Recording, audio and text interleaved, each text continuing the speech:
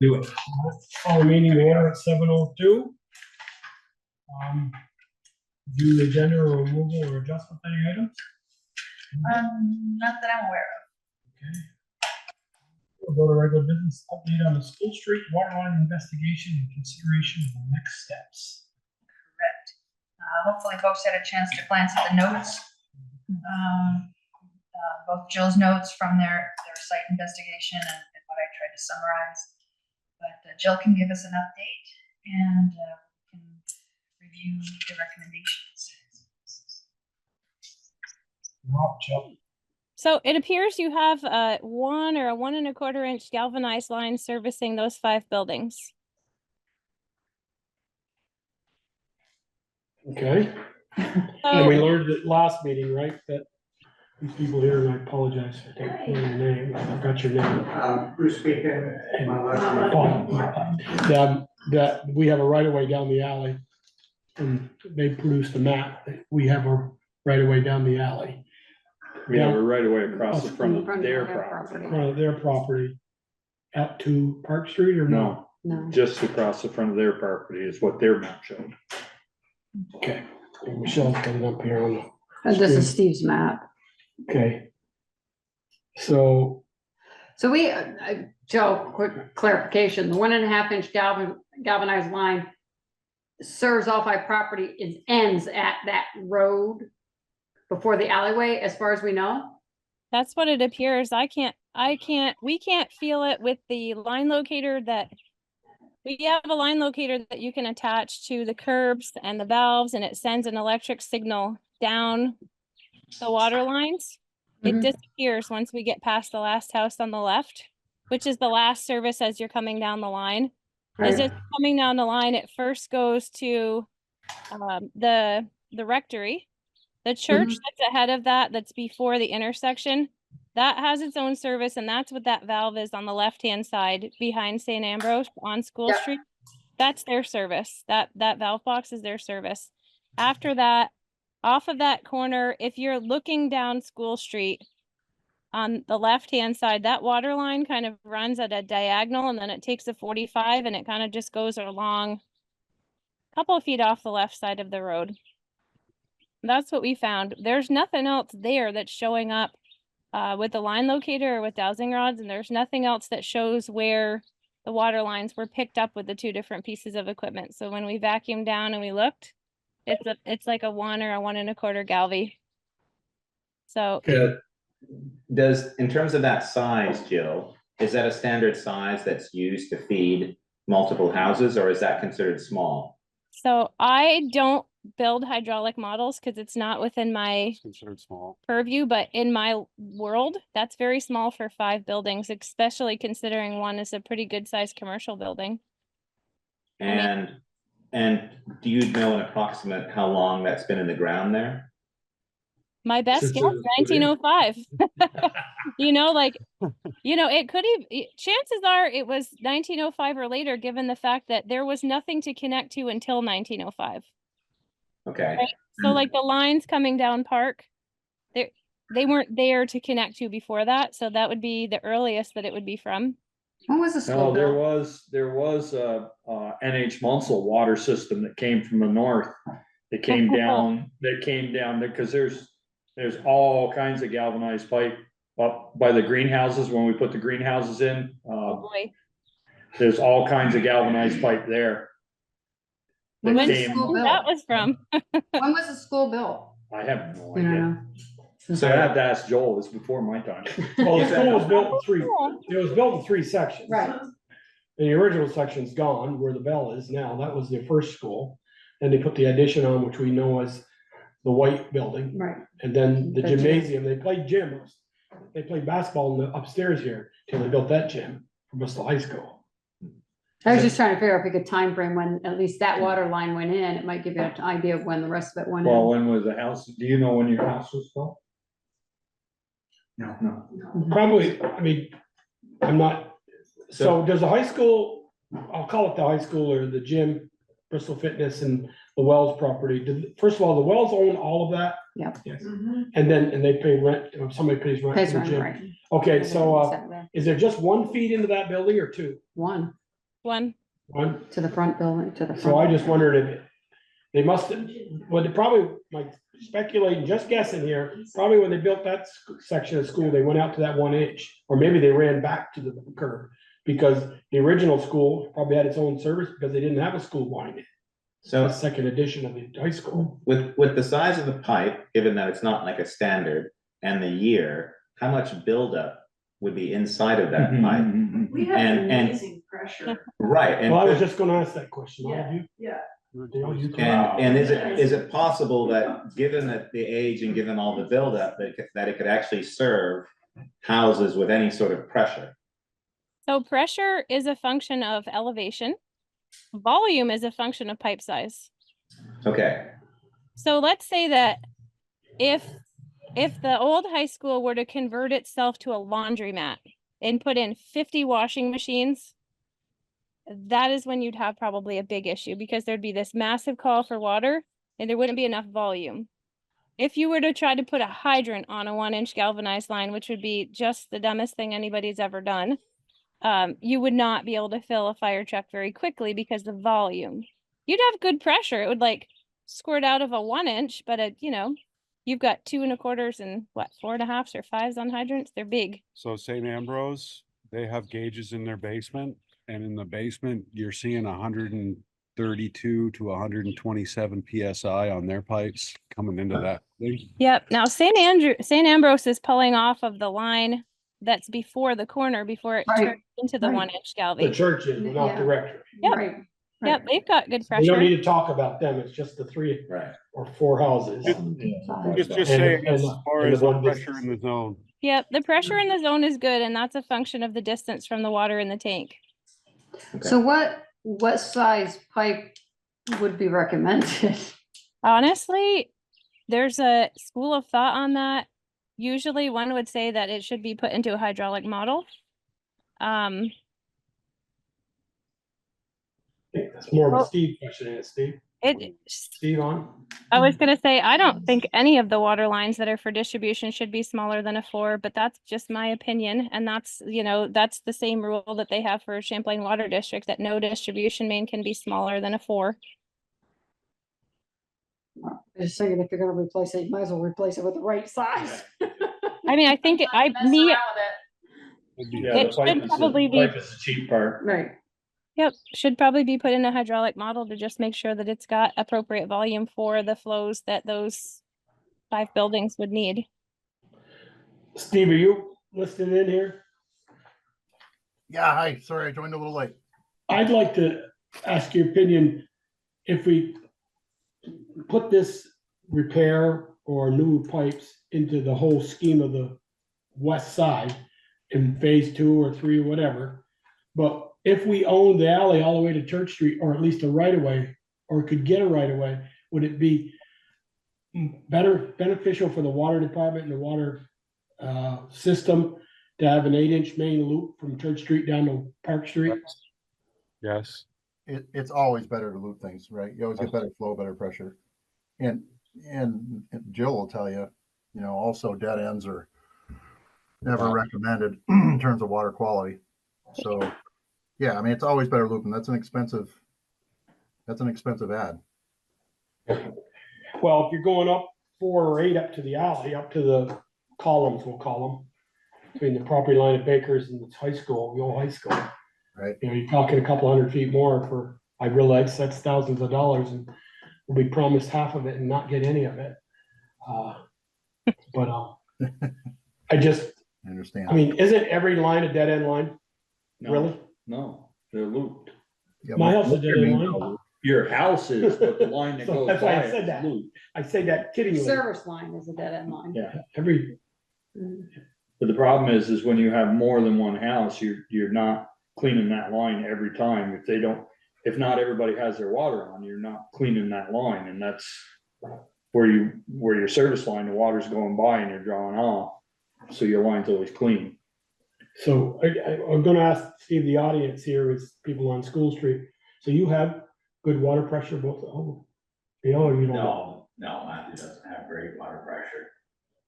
Well, you flush. Is that the toilet? because of the When you're leaks taking or a is that shower, you because flush of the- the? He's losing at least half of whatever's going in there.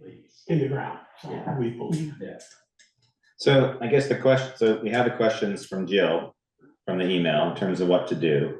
Mhm. Is this something in terms of if we replace that line with a new line that serves those 5 locations? Is that a separate project than the water line upgrades that we're already planning to do in phase? Steve, do you know, is this area, is this a phase 2 or a phase 3 area? Do you know off the top of your head?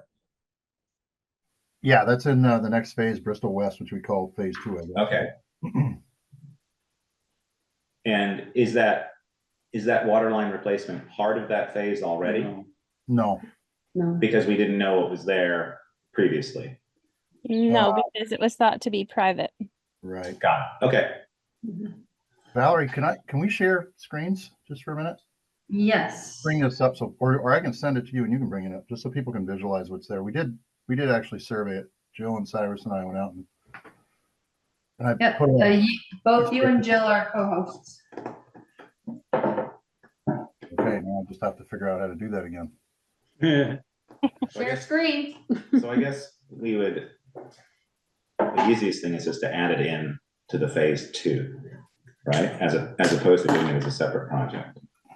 Phase 2, though, could be years away. Yeah, that's kind of Yeah. my concern is that, The issue is we have a problem there now. Yeah. yeah, And also, phase 2 is just dealing with the public side. And so we still have to resolve that question, as I understand it. What's that? Sorry, what was that? Because it's a private line, Correct. so it doesn't. belong I see, to the I town. personally don't feel it is a private line because it served the school and the school, we, the taxpayers of Bristol owned the school. And It's an easy fix for the Yeah. town to take it Yes. over. It's just a matter of getting the Which it quick should. claim It deed doesn't from. make any sense to have a private line there. So, No. No. you know, unless those residents want a private water line, but That's okay. my guess is no. We'll So. share.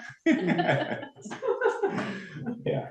But in terms of problem solving, I mean, could you fix the immediate problem, which is being able to connect Dale's house to the water line by retaining the 1.5-inch pipe that's still there?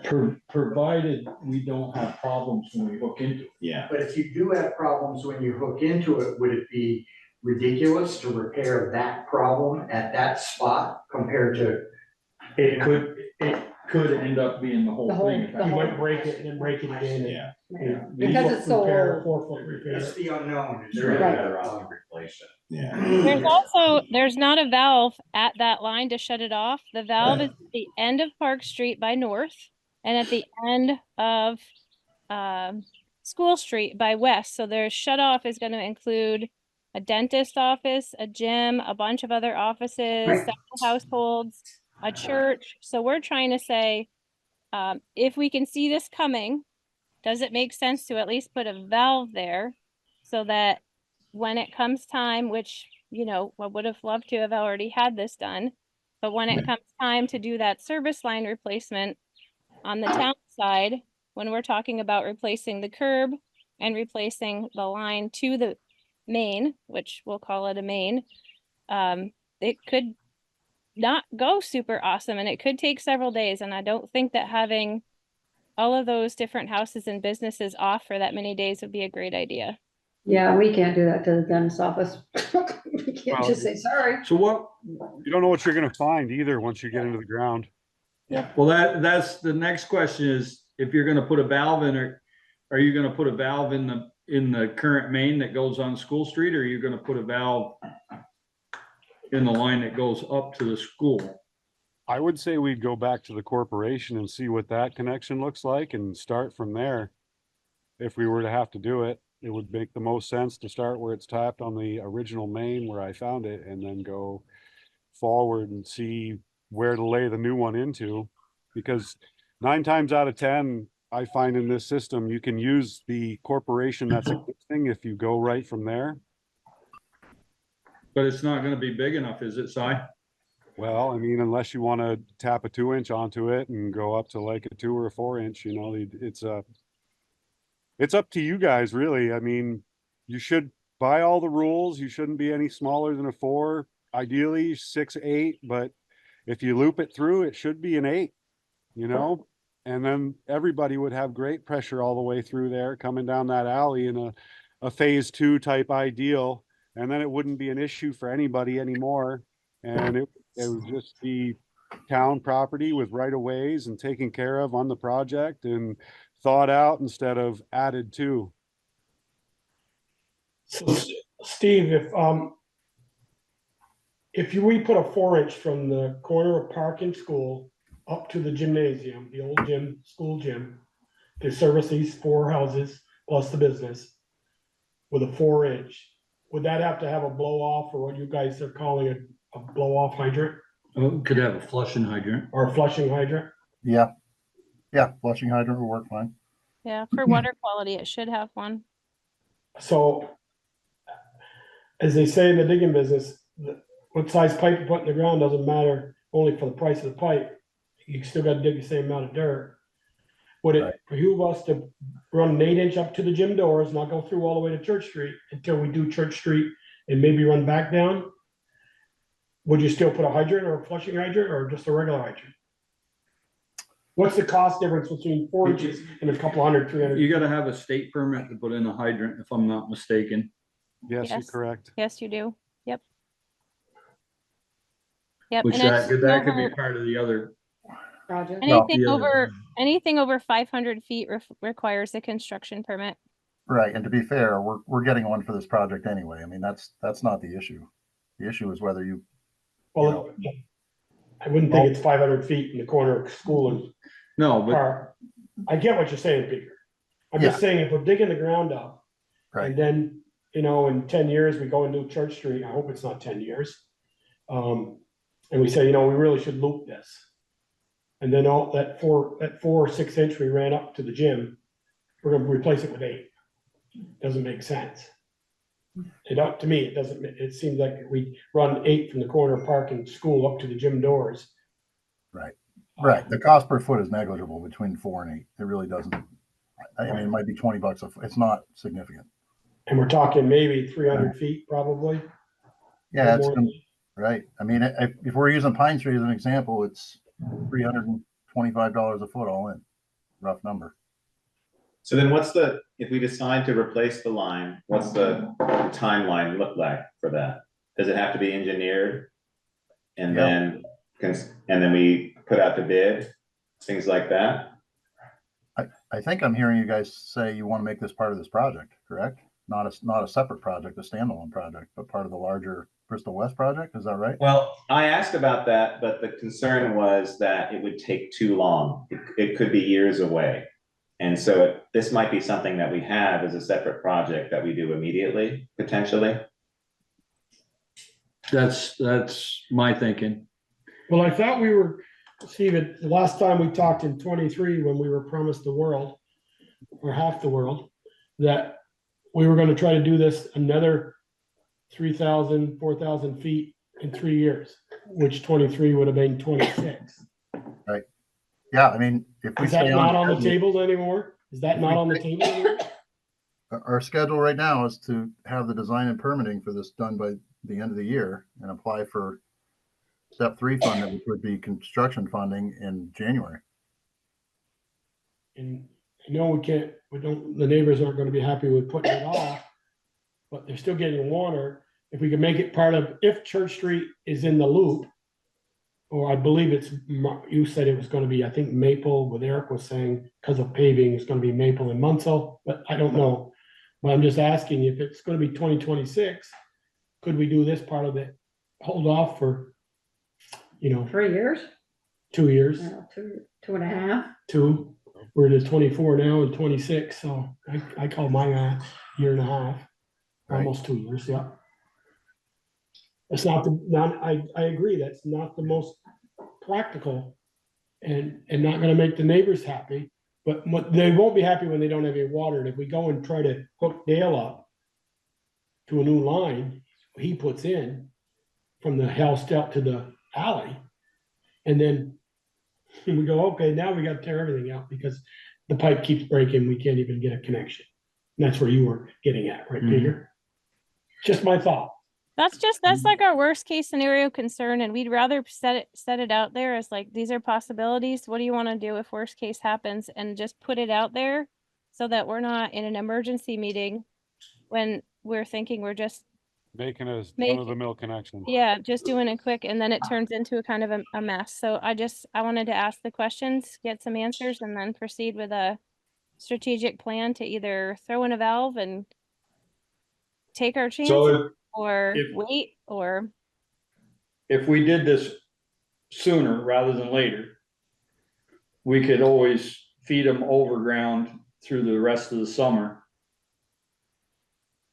giving us time to get that line in should we need to.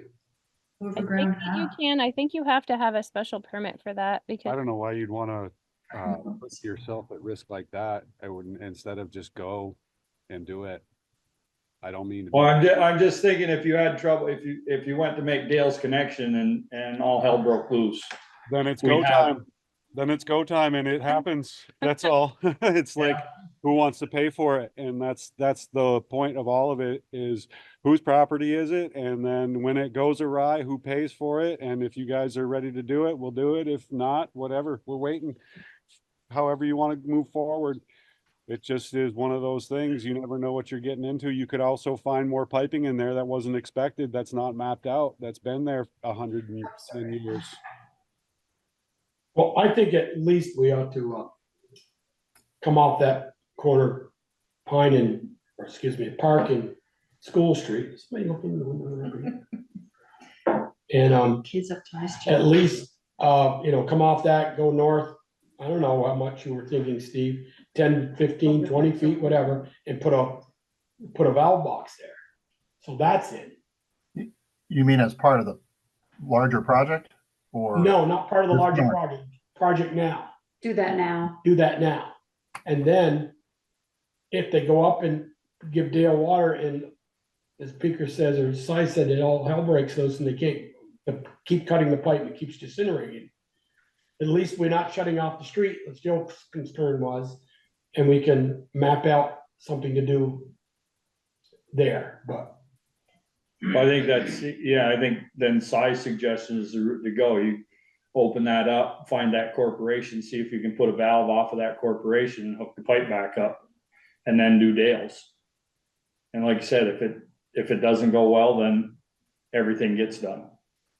I have a question. Based on the information we received from the state earlier today, with a very detailed explanation of the metrics for forgiveness and qualification and all of that stuff, it sounds like there are a lot of variables that we still won't be able to pin down, perhaps. I have not studied it carefully. Perhaps Steve or Jill had time to do that. Where I'm going with this is,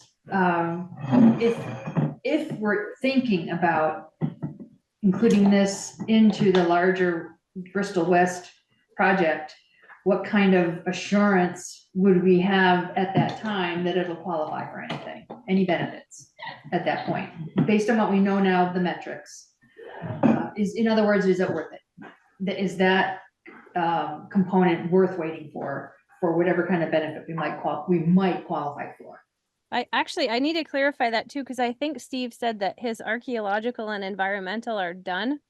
So if he's adding another area in, does that mean that he needs an amendment to both of those and to his engineering services because he's expanding 3 scopes?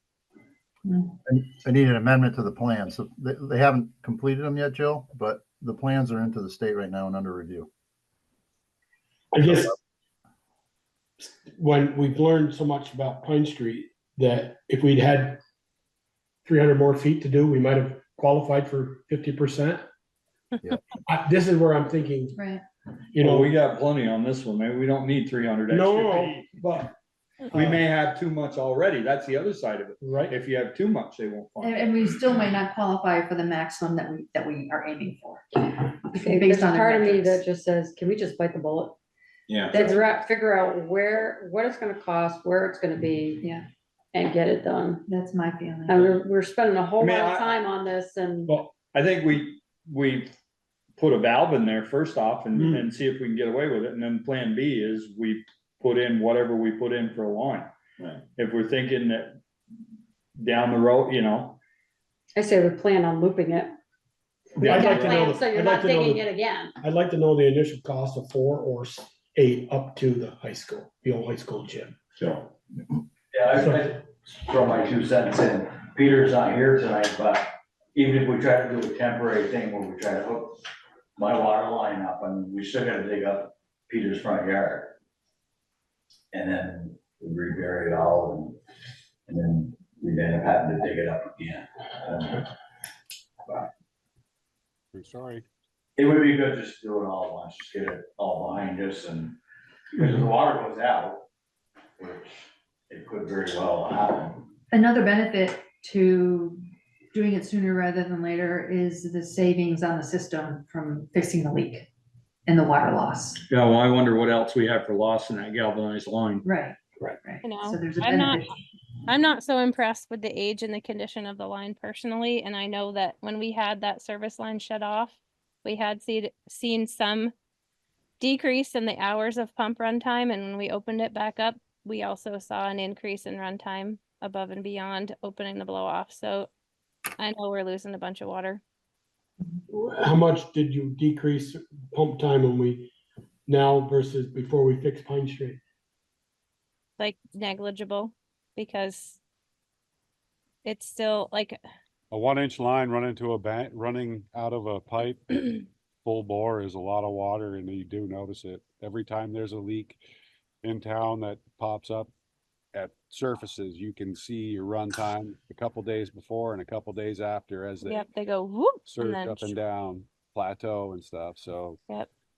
I mean, that's been a known leak in the town for a long time is my understanding. And I would love to be able to take care of it and get it behind us. It would be a wonderful feeling. It would do the system great good. Yep, and for water quality, I really feel like it would be nice to get a line that we know is not necessarily in good condition I mean, replaced. The Do we, first, do we know what those other 2 properties have for service?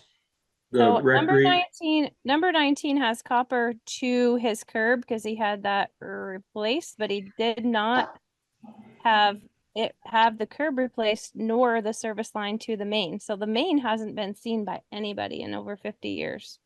so 19 has copper. Dale's On gonna his have, side. Dale's gonna have something in the future here. Yep.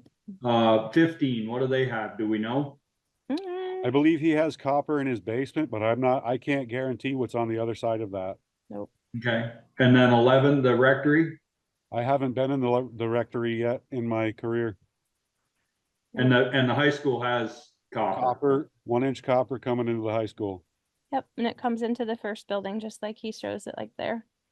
Cause I mean, if we do this, we wanna, if there's any other galvanized lines there, we wanna take care of them at the same time. Yeah, we're gonna have to look and see what 11's got. Hopefully I've got it in the service line inventory. Hopefully they've submitted theirs.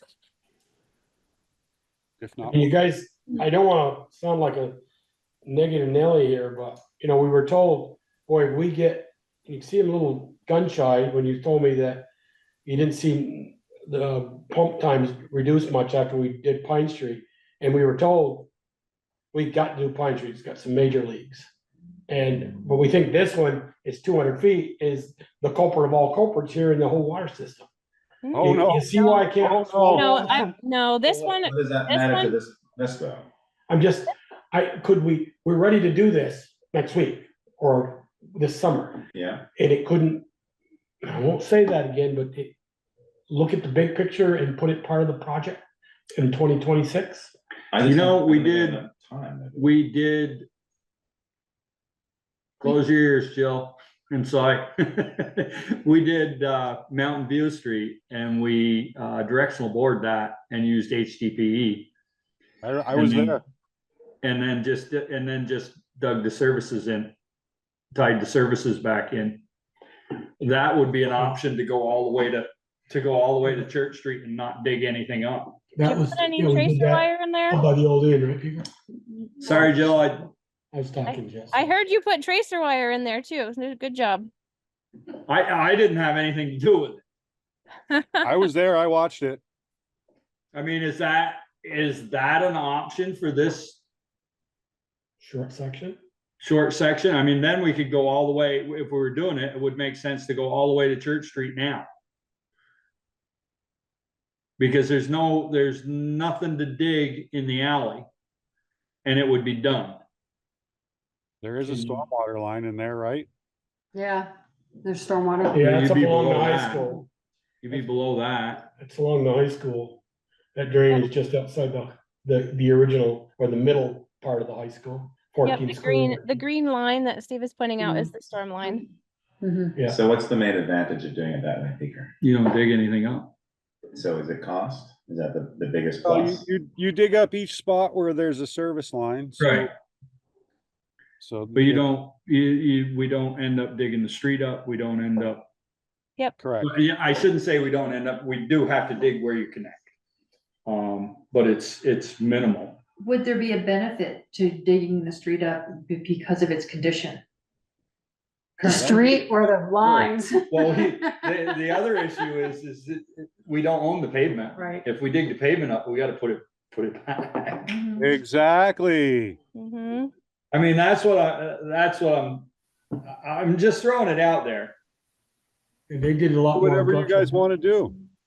Do we run the risk of hitting other pipes that perhaps we don't know about in that alleyway between church Always. and this area? There shouldn't be anything there other than stormwater. That's always a risk of drilling horizontally, is running into other utilities. Okay, There's lights on the walkway, but they appear to be on the side. okay. Yeah, those are on Mary's side. Yeah. So, But they would be below the stormwater stuff, one would assume. see that stormwater, so we, here again, that stormwater comes all the way from Church Street. We Yeah. must have a right of way up through there. Is there a We have significant, an easement up through the, Talking Yeah. to Mary's up through that alley. Yeah. So We have an that's where I'm easement, yeah. going with, so we could, I just see it here marked to Yeah. there. is there a significant savings to doing a directional boring with HDPE? Versus the putting in, what's our new line, galvanized? New galvanized? They're blue brute is what we've been using or ductile. So what's the savings? Is it like a night and day difference? And this is a good candidate for doing that, or?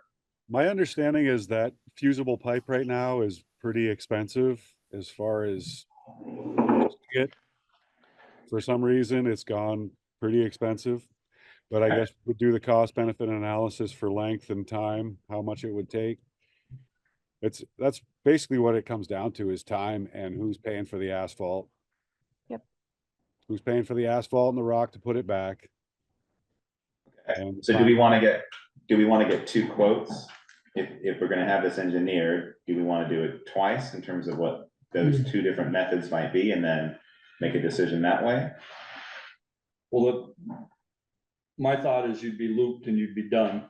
Yeah, Um, and you'd replace church. We put a in 2 or valve at 3 Church years, Street. Which would you connect. put a valve on Church Street, you'd put a valve on schools, Park parking Place. school. Then we could always shut that off if we ever had it. And then as we do each individual home and the business. Well, they would be fed, see, they would never lose water during the construction project because they'd be fed Off from the one end or the other. So if we did, can you just do the looping if you're digging too, at the same? Oh, time? yeah, you could. Okay.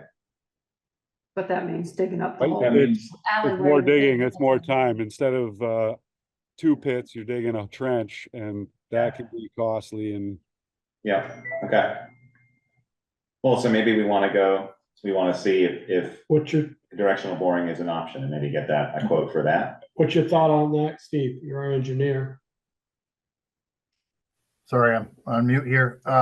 Yeah, I mean, the only way to do it is to look at our footage and get a directional boring contractor involved and get some estimates. Okay. Can we make a motion to say that? I can do that. Okay, I'd entertain that. And I would second that. What size line are we looking at? if you're gonna So- do it, do it. That's the way I feel. Well, 6 or 8? I wanna put it in the motion is all. I would say it's an 8 if we're gonna do it. Steve, what do you think? Are we, let me ask you this, is the goal of putting in an 8 to have fire capabilities? What are the other streets gonna be that are gonna connect? Right. What's the goal? Is it simply to feed the houses, the other businesses? What is that are the up main there? size you're gonna put in on Church Street? That's the goal. We'll match whatever we're gonna put in on Church Street. If we're gonna put in 6 on Church Street, then we match it to 6 on Church Street, so we have a good solid loop instead of going oversized unnecessary pipe. Yep, no, it's 8-inch on Church Street. So if it's 8-inch on Church Street, we run the loop 8-inch down through What's the, all the way to, Park, corner park and school. what's the proposed pipe? Everything being put in is proposed 8 in the future? With the believe it's exception for of West fire. Street. West Street is 12. Gotcha. I was just wondering what the loop was on School Street, that's all. Right. Under So the new that'll rules- be 8 as well. Right, under the new rules, Pete, if you have fire suppression, you can't have anything less than 8. Right. So I would make a motion that we look for 2 quotes, one to do direct boring and one to do digging to replace what are we calling that street? School Street School extension? School Street extension from Park Place to Church Street with 8-inch water main. Second. There's a motion second. Any more discussion? The neighbors or anybody? And who will be seeking the quotes? Pick the engineer. Steve, are you prepared to do that? How soon do you need it? Well, you have to do design first, right? Right, that's kind of why. Regardless. There's a few Regardless other- of regardless of whether we get the price or not, you have to do all the legwork. Sure, I can do that. I've got a few balls in the air at the same time here, so I'm just kind of wondering what your timeline is. Well, definitely want it done before winter. Right, which means you want to have design and pricing in 3 or 4 weeks. So- Yes. Is that doable, Steve? Yes, and just so I'm clear, with the larger Bristol West project, you do not want to include any of this inside of Bristol West, because I've got to make some changes if that's your plan. No. Yes. Yeah, no, I do. Wait a minute. I gotta just ask you this question, just to be like dumb question. If it's like $350 a foot and it's like 300-400 feet, you're talking over $100,000 project. Are you ready for that? To not be in your West Side project with potential grants? Keep in mind too, Jill, you're right, but keep in mind too, that if you're gonna do this, you're gonna likely have survey involved in this, right? Somebody's gonna come out and have to survey all the existing lot locations, the easement, so they can write the easements. I'm just saying, and you've got legal costs in there, there's more to it than just what I'm probably gonna give you for a contractor's cost to install this, right? That's all. I think we want to see the pricing first and then maybe make a decision about whether to include it in phase 2. well, the pricing will be different if it's included in phase 2 or if it's a standalone project. I know, but if it's 100,000, we may say we can't do that. But if it's 50,000, We got $200 in petty cash. I don't know if that's gonna be enough. Like you do. Okay. But can I say something? Yeah, go ahead. Is it worth just getting a price just to do the 400 feet? I mean, And hook on to the rest what's that? later and hook on to going north later. Yeah, but I mean, if you could do the Yeah. 400 feet for 50,000 or the whole 800 feet or whatever for 100,000, I mean. I mean, I think the first question I heard a couple people say is, does the board, maybe I'll entertain a motion, does the board believe that we own that water line? Or we're gonna own this water line? I would say we do, and we're definitely going to. That would be, I mean, Could I offer one suggestion? If it is a discussion about ownership, maybe consult with the town attorney. I mean, I've looked at the easements and I think Valerie has them. She can pull them up. There's some maps that came up from the 80s. And I am not an expert in that at all. I would just say it would probably worth your while to find out what his opinion is on whether or not you guys, as the town itself, actually own the easements up in there. Well, we know we own down the alleyway. alleyway to the end of the first piece of property coming from the alleyway. From the Was north. it given to you or the school district? It was given to the town. I say we, Michelle worked diligently to get us the right of way for the alley. Okay. And then the deed for, Say up in the corner. All that shaded area is the deeded right of, not the. No. That's the road. That's the Oh, road. okay. That's the roadway. But there is a note up to the top left-hand It corner, says common easement of right? right of way abutments to lands of operable of names. In my Catholic diocese in Bristol School District. So given the pricing, do we want to entertain Dale's question about just doing it for the full? well, the legal aspect of it is a problem. We could come from the other way. It might be shorter. From Church Street. Yeah. To where? Oh, you're gonna have to do, you're talking about just coming to Dale's or all the way Yeah, through? well, you come to Dale's, the first one in Dale's. Cause we have right away to there. We know it. There's no legal problems there. Still got to connect the services though. Yeah. And then there's the question of the shut off Yeah. from Church Street and who's affected by that. So. Can we not so- half job this? So it What's seems that? like the next step is to get those quotes, see what we're But doing. I think we should figure out what we want to do. Maybe.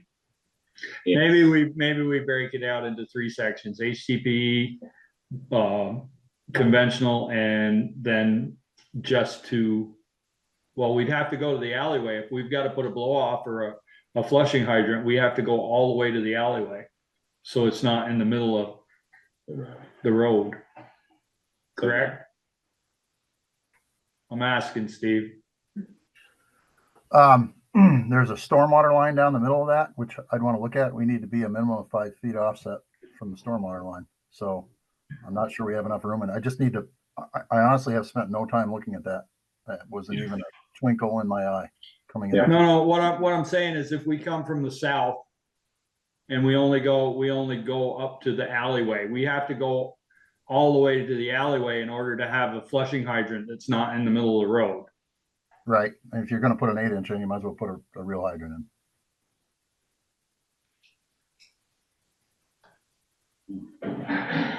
So, So then the cost is right back up to going all the way. So if MH Munsell used to feed that area back in the day, there's probably high probability that those pipes are still in use. No, probably not. no, Because when everything was There's no abandoned, cross connection. That might be weird coming off from Church Street to that area that is not showing up. I am not sure. Well, I just throwing it out there. That's all.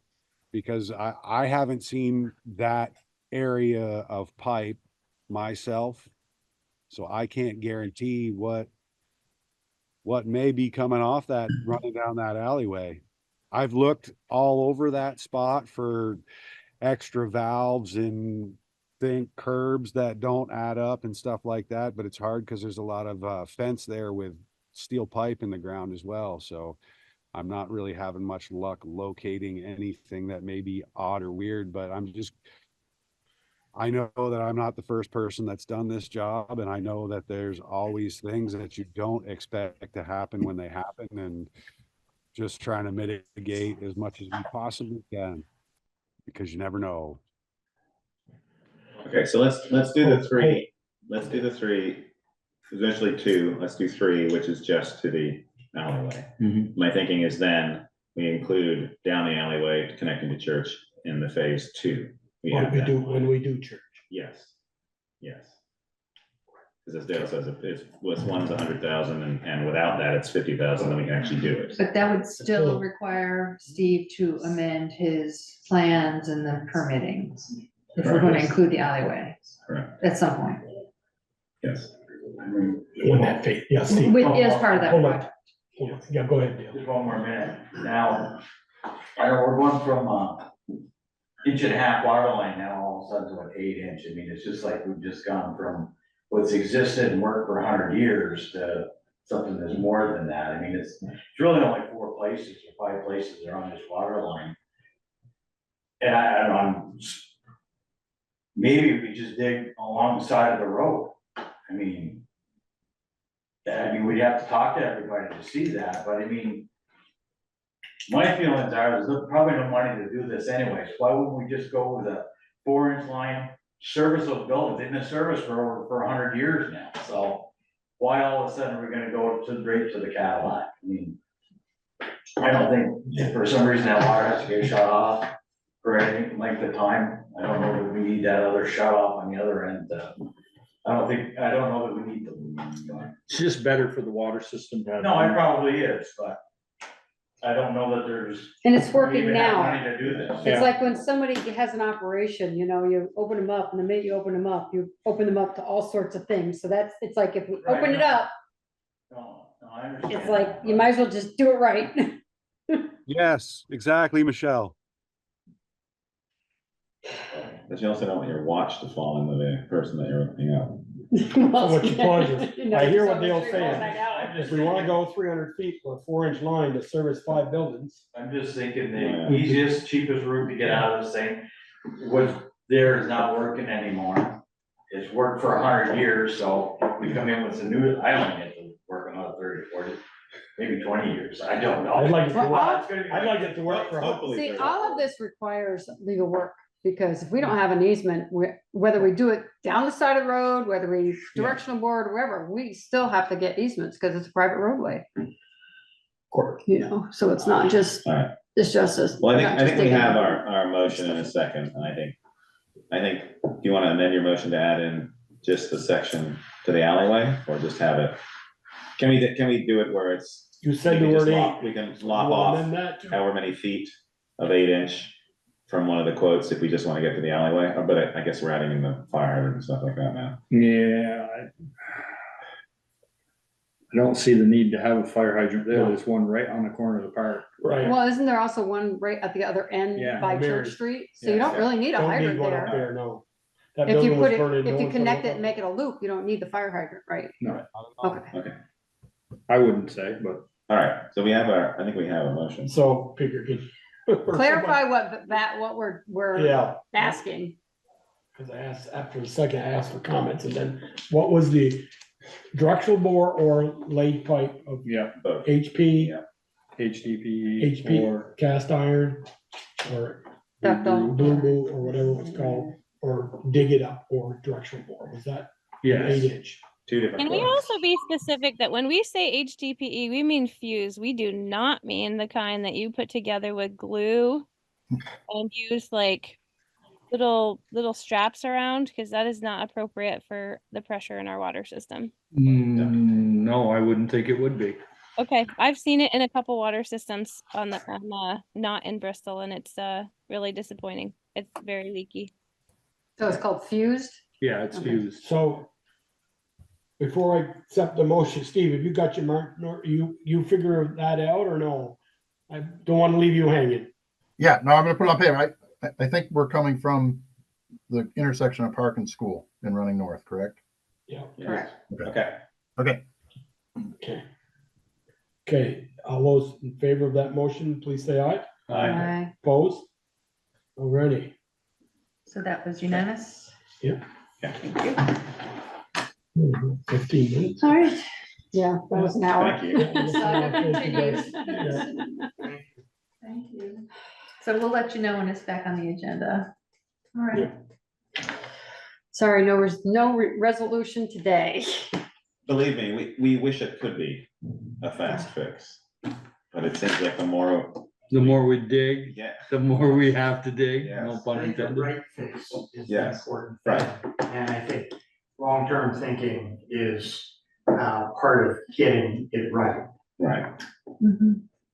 I mean, you heard, yeah, the best thing to do is go from the park all the way to Church Street, but maybe we'll just go up what we need to repair for now, and Yeah, later on we'll dig back. Yeah. To north. yeah. That makes It sense. is a money thing. Yeah, it is. Absolutely. Okay, number two, preparation for the. Thank Thank you. Thank you very much for coming. Preparation for the June 10th annual Water District and Sewer District Annual Meeting Public Hearing. Preliminary budget information, discussion of the alternative water rate structure, review of preliminary water use ordinance revision to address private water lines and other updates, and various other updates. I like that one. I know, Other yeah. So hopefully folks had a chance to glance at the draft sewer and water district budgets. Do you have a preference on which one you start with? Pick one. Sewer. Let's do sewer, I think it'd be quicker. Yeah. We can flush that right down the drain real quick. Okay, yeah. Pull that out.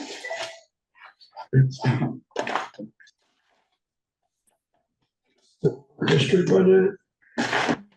Oh. I have the sewer one here, didn't we? Bear with me here for a moment. Oh, that's the one. Sure. Too many windows open. No, I don't have the sewer one. You're gonna put it up there anyway, I think. Yeah. Okay.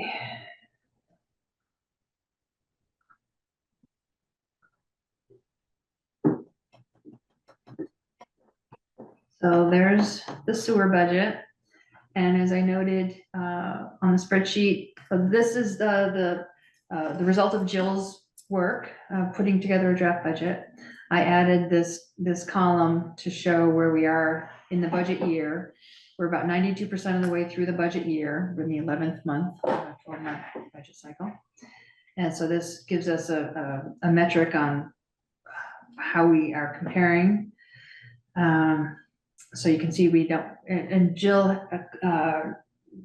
helped me understand earlier today that there's still another billing cycle in the sewer and the water district. So these are not the final fiscal year numbers for the budget, but it gives you a snapshot of where we are. right So when now. will that go out and when are the payments due? Do we know? So the next read is next week, and it takes about a week to do the full water read. I mean, the Okay. sewer read, technically, the sewer bill could go out sooner if we did the sewer read on the first day. Okay. But the water read takes about a week because there's a whole lot of them to touch. So it'd be like the week after, probably. So if I pull up my calendar, it would be. So Jill, everybody gets their sewer bill, these businesses on Main Street, let's say the 20th of June, they cut you a check July 2nd. Does that go in next year's budget or this year's budget? My understanding is that you guys are not cash basis, you're accrual basis. So it So means that means June. It goes into the 23-24 budget? that's my understanding is that you're primarily accrual basis. So if the bill gets cut on June 20th, then it's this fiscal year. If the bill gets Okay. cut on July 2nd, it's next fiscal year. That's again, my understanding is that you're primarily accrual based and that you are some kind of modification for cash basis in certain spots, but I'm unaware of where those spots are. So actual revenue so far is So part of 49. Yeah, Or- part of wait a what you're Yep, The actual revenue user fees is 49,445. Is that for 3 years? Excuse me, That's for 3 11 quarters or 11? Right. 11 months. 11 I don't, months. I think it's 11 out of 12 periods, but I've got to make sure Yes. with Sharon that we're still missing one and that doesn't represent 12 out of 12 periods and that we're actually short. Cause I don't do the billing, so I'm unaware of, I can't see the back end of any of this. I just get like a budget report. Right. Yeah, and I don't know the answer to that either for tonight. I just, So we'll either It's a be good right on question. track or we'll be, actually a little, it comes up to 53,000 if you said divided by 3 and then times it by 12. Right. Mhm. We're a little over. revenue should be a little higher than what we anticipate. So that's because we have it's a good another thing. bill. That's because we Right, have another no, bill but- going out. No, the budget We was budgeted 56. 50,572. Fifty. I see what you're saying, 56. yeah. Is that 56? No. 56, 720. Oh, I just took the top number, Peter. I didn't take Yep. any other. Yeah, so your reimbursements for your exterior grease traps are about 50% billed. This is where I think maybe the fact that they're 25% collected, maybe this is cash basis and not accrual basis. It's odd to me. Because I know The that- June invoice for the grease trap pumping has not gone out yet, so that would, So Yeah. what Sharon told me is that they're on the even month, so 8, 10, 12, those 3 got sent to the 4 exterior grease traps, and then they're gonna get a 2, a 4, and a 6. So they're getting 2 bills for 3 bi-monthly pump outs. And Right. one of the three periods have been sent, and the second 3 period will go out after the June pump out.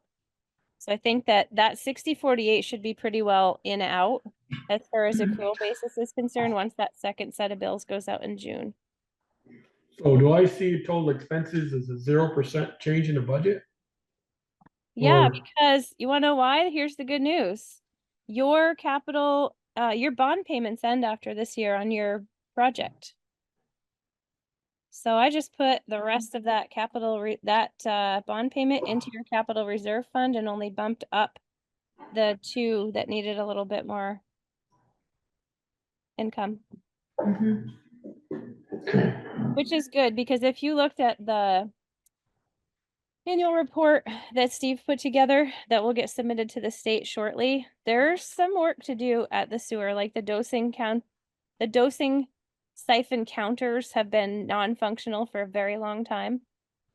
And it leaves the ability to continue to put money into the capital reserve fund should capital improvements of more significant value need to be made at your field that is from, I think, like 1994, 93 or 94. So you're a little over So- 50 years old. If we wanted to bump that capital reserve fund up to, let's shoot a number here, $3,200 more or so, or $2,200 more, $2,200 more. Yep. What does that increase our percentage in our budget, Valerie? All she's got to do is just change a couple numbers and you'll have it. So you increase it by what? Just make it Maybe 15,000. Instead of 12,700 it was originally, So what would be the addition, $2,200. sort of? Yep. It was pretty darn close. 3.9%. Okay, so then you'd have to increase your user fees 3.9%. 3.9%. Well, why I say that was because I took the 49,445 and divided by 11 and times it by 12, and that gives us about $3,000 more than what we've got, 3,300 more than we've got budgeted for next year of 50,572. That's just saying everybody's sewer payments about average every month. All 40 users or 30 odd users. Nothing more, nothing less. I'm not reading any more into it. But on the revenue side, it means we picked up more revenue than we budgeted for. That's where I'm going with that. It's just weird because when I looked at the sewer flows, they didn't really seem to be that much greater this year. I mean, the lowest year that we had was during the COVID year. That was when our flows came down because a bunch of the restaurants closed down for quite a while and then they opened back up really slowly. But Now, you told me that 49,445 was 11 reads and we're doing one more read. All I did was strictly math, divide it by 11 and times it by 12, and it increased it by $3,000. yeah, so what I'm That's saying is, right. That's why I added 3,000 or almost 2,500, 2,200 into that capital reserve. Yeah, we can do that. You gotta up this by that 3.9%. I think it's there anyway. I don't think it I is. think we Well, should we have probably to just make the confirm to numbers. make sure that that's actually not 12 billing cycles and then that's really just Right. 11 billing cycles. I was going by That would 11. increase it by 1972.30 for that one. No, for the one up, for the top one, the user fees, Oh, Yep. up here, Yeah. 97. how much? 1972.30, 31, I guess. Oops. Yeah. Well, so do we need to revisit this if we don't actually know if these are the right figures? If it's, Cause if they're 12 months, we're short. yeah. Right. Well, So, see, that's one of the values of having this, going through this exercise now, so that we can know for next Monday. Yeah. We can. Correct. I don't, Okay, well, that doesn't come up right top to bottom, so. mean, something I didn't agree work that- out right. if that 49,445 is 12 months, then no, I don't want to add 2,200 to that capital reserve. I was just thinking we've got more repairs later on coming down. Capital doesn't have to spend it in that year. We'll have Well, we're it. only putting 1,100 in our capital reserve. That's not gonna cover much, if something happens. I put another 2,200 into it, Michelle. Well, I know, but I'm just saying, Right. before, we were only putting $1,100 in there. I don't think a 3.9% increase in the sewer rates is drastic. Well, But we're gonna do with water too. no, if we end up figuring out that we're gonna change our ordinance based on BOD HRUs, no, BOD. and charge more or make them eliminate it, then there's gonna be quite an expense to some of these outfits. You're absolutely right, Peter. Yeah, but are we gonna know that by the time we do our Yeah. annual meeting? And we're No, not gonna we're know by not. next Monday. We'll know by late this year, or early next year, depending on Right. where everything So goes. we may not do it till June of 2025 then. But That's a Also- possibility. for some of these, like FICA, health insurance, retirement, disability, those can't be the same percentage, right? They're always higher. I believe those represent mine and Sharon's admin time. I think 2% of our salaries and benefits get allocated to the water and sewer district. But it can't be zero though, right? They either go down or go up.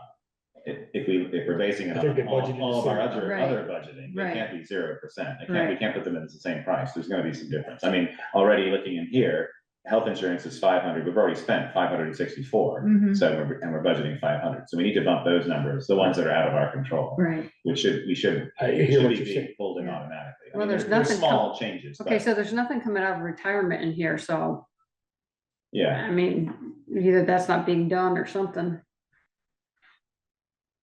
I think that would be something that Valerie would have to do, because I don't have access to Right. payroll Right. costs or anything like that. I can only just take a budget report from last year Yeah, and select the changes that I know are applicable to things that I have What knowledge. did- right. Valerie, did we have any increase in sewer budget last year? In No. the sewer rates? When's the last time we've increased Well, the rates? sewer Anybody know? rate.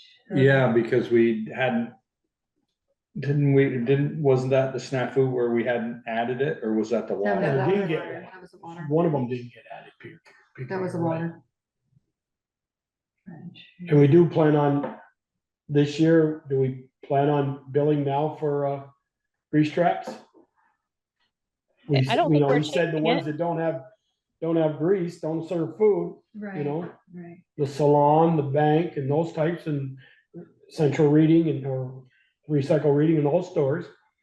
Salon has a lot of hair products. That could cause the same type It of could, thing, so. could, but, Phosphorus. just saying the ones that don't have that stuff are gonna see a little bit of increase, but I thought we were gonna individually charge the grease trap. We are. We do. Yeah, We already right, do we that. are doing that now. Yeah.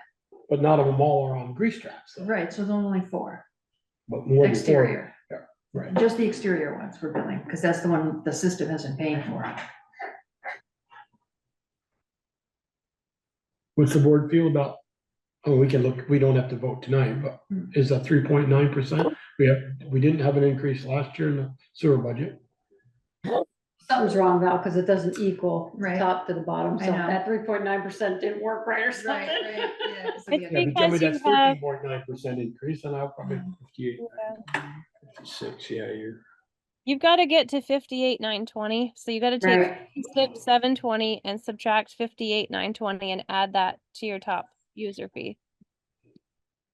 So you go 58,920 minus 56,720 is you add 2,200. Yeah, that should work. 58,920, 58,920. Yeah, it's a 4.4% increase in user fees because a portion of your revenues are your reimbursable grease trap expenditure. Yeah. That's why. Yeah. So it's actually a 4.4% increase on user fees to achieve a 3.9% increase in all expenses. Mhm.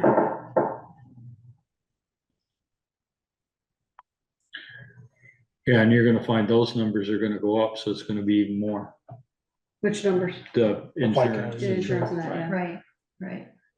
You know, we could all take it, you know, we don't have to put 2,200 more in the capital reserve. We could put, We're already putting $12,000 more than what we used to, or 11,000. 11,000, yeah. yep,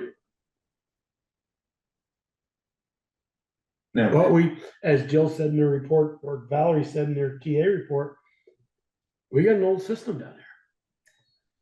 And Yeah, we've got to 30 put some years. money in it. Yeah. We've been recommended to do several things year after year after year, but there hasn't been enough money to even consider trying to replace the dosing siphon counters, because it's an expensive project. They're cast into the concrete.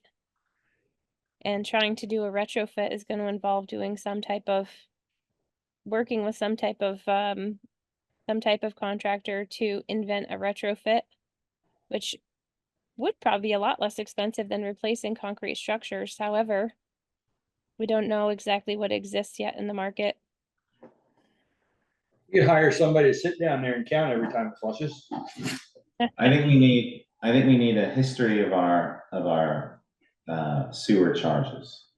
Yep. So we can see and get a better picture of how we're gonna increase it over time. If we don't have that history, I think it's gonna be very difficult to sort of figure out what we're doing. It's our understanding, we learned last year that some of the rate increases that were voted in weren't actually implemented in the system. I thought that was the water system, not the sewer system. I think, well, I think both. And the sewer system formula is an Excel spreadsheet. And so I think last year when we went through this process, all the corrections were made and updated, but in terms of a history and The history might be accurate. it might not be accurate because We the should- actual bill. I mean, there should be kind of History. to me, like a jump system of, okay, Right. I so don't it's know this why- year, 2 years from now, you Right. do this, 2 years. It's like Like anybody inflation. increasing their service fees, like every year, Cost we of increase it living. by, Yeah. 3%, 5%, whatever it is. You Is there- know, that should happen. Yes. Is there a reason we haven't been doing it that way? That's what you're Okay. I think because we thought that we always thought that sewer was expensive to start with, so we tried to keep the money where. I mean, the idea was that the Main Street businesses are struggling already. Yeah. And if we go and tack more on, Yeah, because they pay water, police district and town Right. as well. But their business wouldn't be there without those things. you're absolutely You correct. know, and now we know, given the issues that we're having, I mean, it's a multitude of issues. I I just, think we need to get that plan in place. Same with water. I mean, we know. well, we have to do I'm that a with little water. nervous if we're gonna rewrite the ordinance to deal with the BOD, then how much of an increase do we wanna?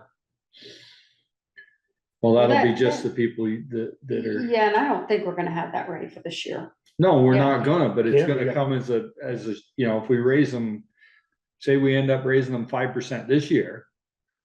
Cause like Jill said, this is a 4.4, Jill, Yeah.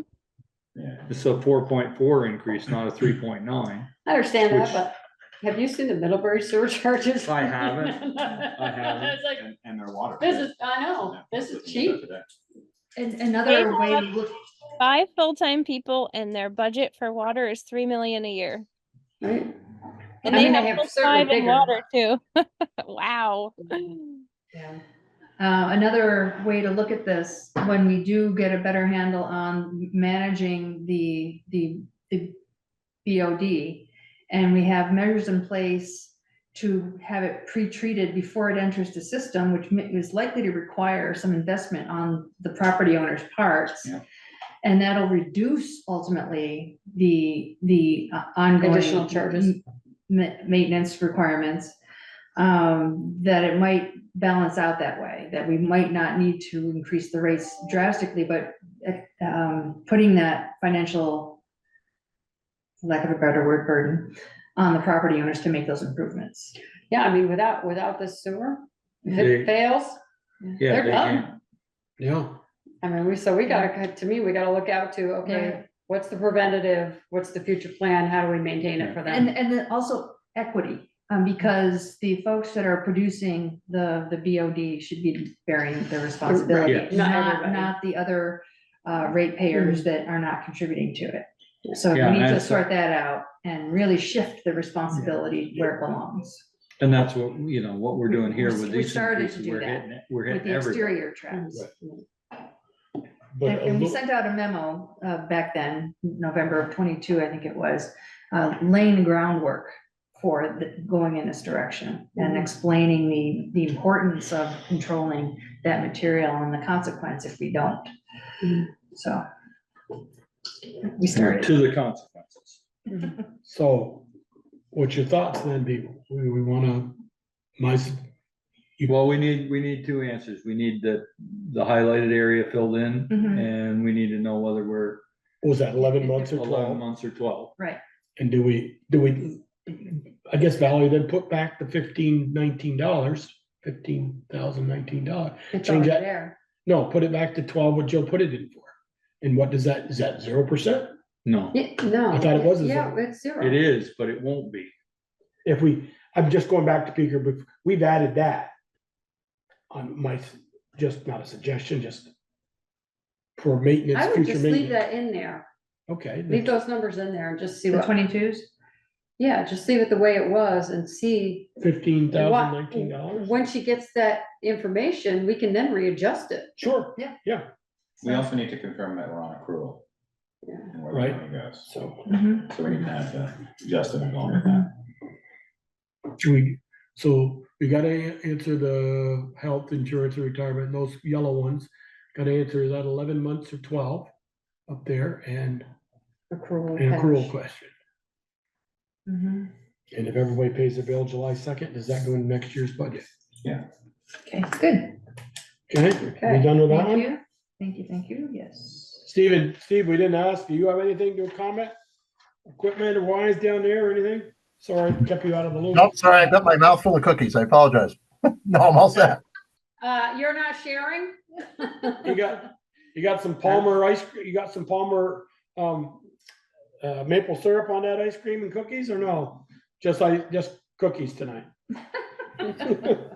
Strange questions. Okay, let's do the water budget. Okay, hang on.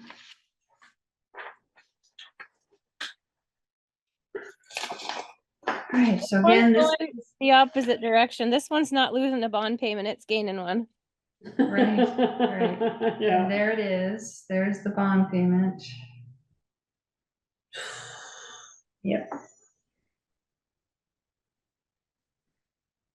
Which I'll change that first one to a 2 because we're gonna do school tree next year. So with this, are we asking the same questions? Whether we've received our, Right, how many 11 or payments are 12, reflected whether in we're this? accrual? Right, same Yeah. questions. And. That's truly, and yeah, the that's same truly questions three. about- Jill's got her hand up, 3 payments. That's truly 3 billing cycles and we've only billed 91.67% of what we should have in our first 3 quarters, so water use and or consumption and or measurable consumption is down versus projections for last year's rate increase.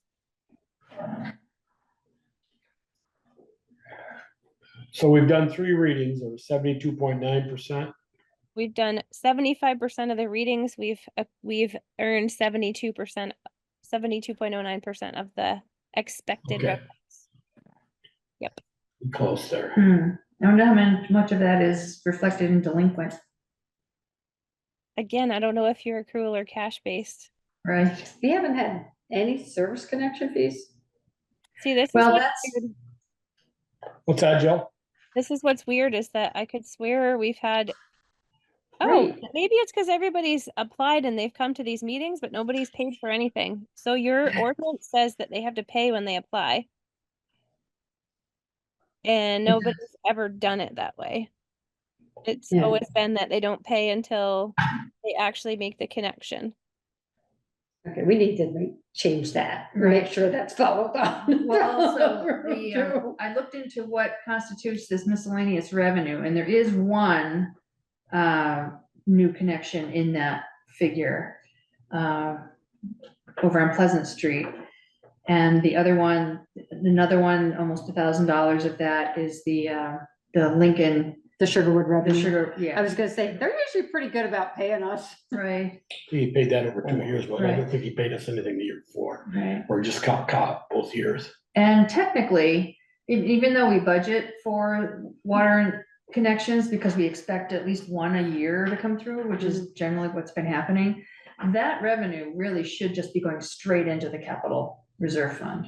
It shouldn't even be coming through the operating budget. budget. Yeah, because for one thing, it's unpredictable. And the purpose of the connection fee really is to support capital improvements ultimately. Was it? Yeah. Jill, was the Firehouse Drive Apartments, was that last year Oh, that was connected or 2 years 2 ago? years ago. What years about the wind solar place? Was that Blue last year? Star. Blue Force, was that this was past year? the big red building. That Yeah. was, that they connected last year because I remember helping with the meter. So, I don't Is know that when the they only did their connection fee though. was that there's- their connection? Yeah. Was that I mean, the only you had connection we one- had? You had one on West Pleasant, at the end of West Pleasant near Liberty. Right, that was Vrooman, Romans, yeah, and that's Yeah. reflected in this number, 500. yeah. That's I Then there remember. was but that house, the one on Maple.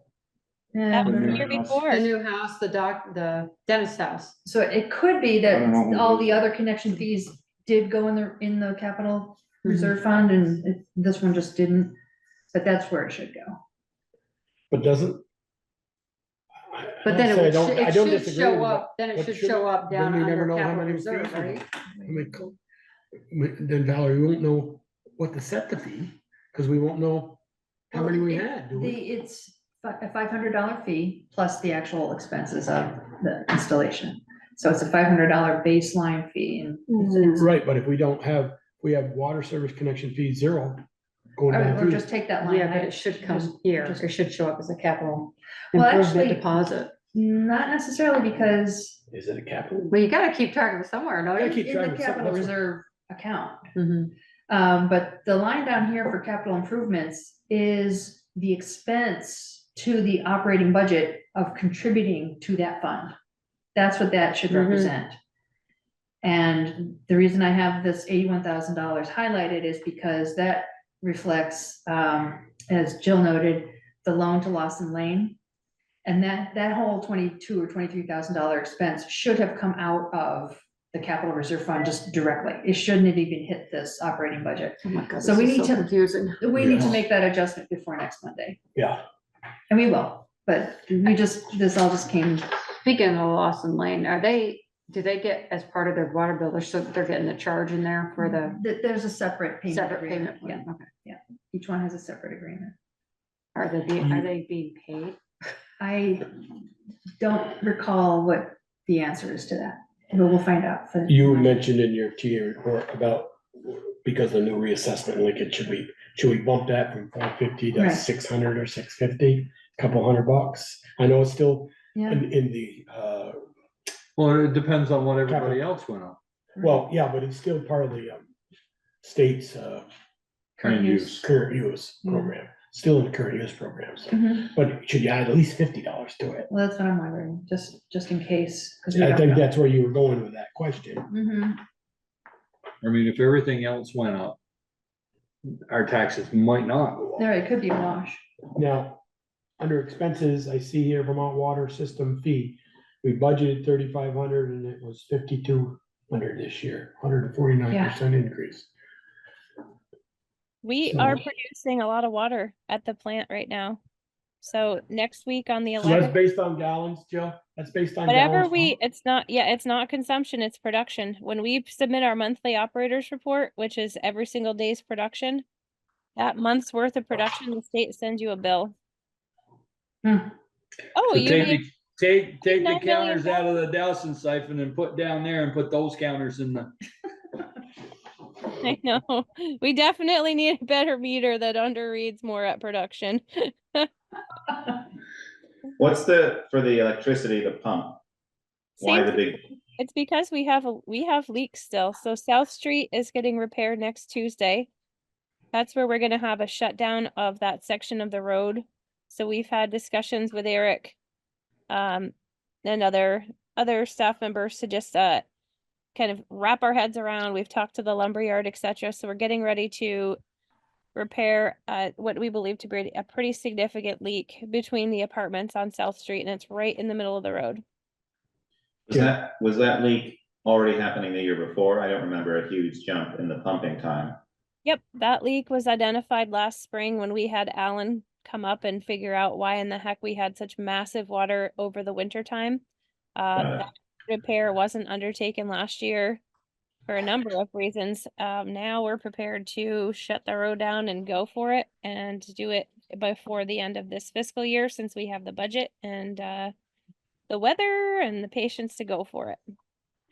So given that, do we need to budget 35,000 if it's a leak that we're going to fix? Do we assume that we're gonna be paying that much again for the next year's budget?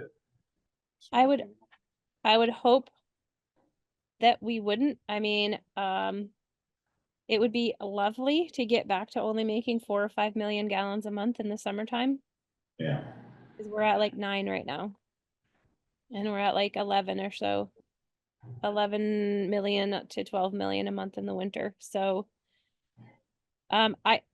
you can put a smaller number there, but if the other leaks pop up in the system that we're not able to see or find, and another leak detection has to be done to find them, and then repairs have to be done to get the leaks to go away, it's gonna end up, I guess I need to ask you guys that question. If the electricity cost goes down, but another leak is found and the repair cost goes up, does it all wash out in the end?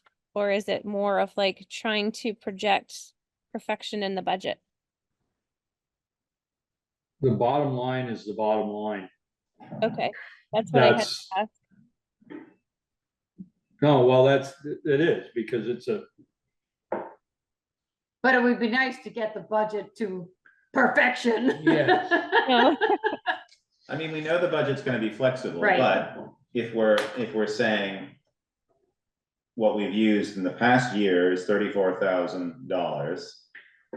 And it's because we know it's a leak that happened in this past year. And if we fix that leak, it seems like we shouldn't need to budget $35,000 for next year, which adds in another 34.6%. It's a huge chunk. Yep. If it's based on the leak, you know, we didn't budget 34% higher last year because we didn't know that we would have a leak there. So it seems to me we can put that down to what our yearly actual is, or close to it. Or maybe go down, split the difference and go 30,000 there. I hear what you're saying, Ian. And, you know, we went from 26 to 35 and just, we get that leak fixed, maybe we could go down to 32,000. I mean, I think it doesn't really matter, but I mean, it matters in terms of matching what we're actually using, but I think those jumps for leaks, I think we just have to accommodate those within the whole scope of the budget. In other areas. I mean, if fixing the leaks truly fixes them and the water production can come down, you're gonna see a savings in your electricity, your chemicals, and your charge from the state. Yeah. Right, I think we should, it's the same if you have, I don't know, postage supplies were $10,000 this year, you know, extra. We don't necessarily need to put it up because it was a one-time thing. I guess if we knew, I mean, we don't know, but if you knew that, yeah, we're leaking like a sieve. And so we just need to. well, it's underground, we can't really tell. Well, it seems like if we get the South Street leak and the School Street leak dealt with Right. this year, those could be a pretty big achievements. Yeah, Exactly, and there's one other that we're targeting that may or may not be completely, it may have been that we fixed it last summer because it was a leak heard at the intersection of Taylor and Pleasant. But we've fixed one a little bit further west, down Pleasant. So it could be that one was being heard all the way down at the valve, or it could be that there is another one closer to the valve or a service located nearby. The leak report says, or adjacent to. It wasn't.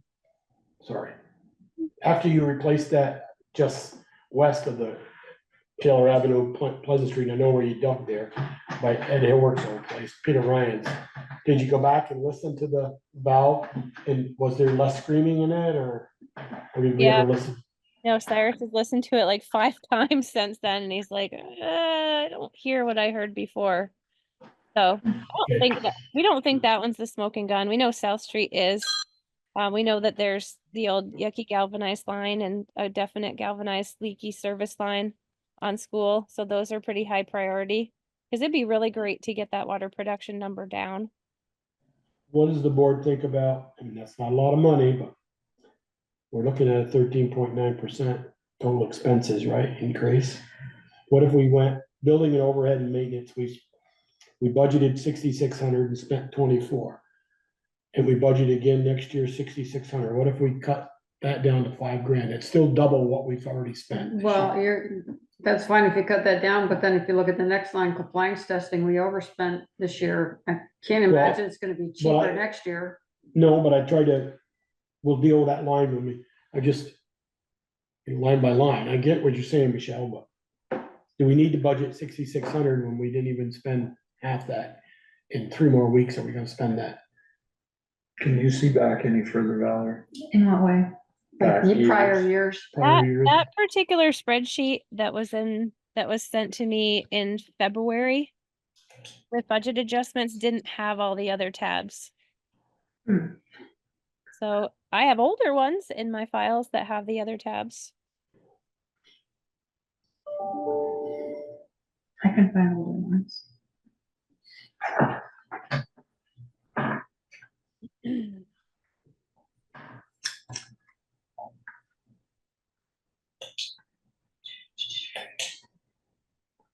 And don't get me wrong, we have some of the cheapest water rates, I'm not saying that, but we've got a bond payment coming that's gonna.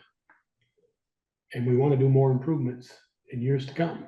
And if we keep Another- getting promises from the state that we don't get. I have another this question system too. will continue to go up. Go ahead, Joe.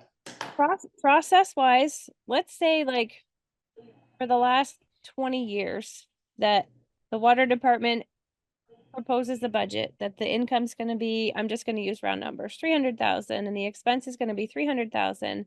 Say the income comes in at 300,000, the expense comes in at 280. Let's say it's the same thing every single year. Where does the other 20,000 go?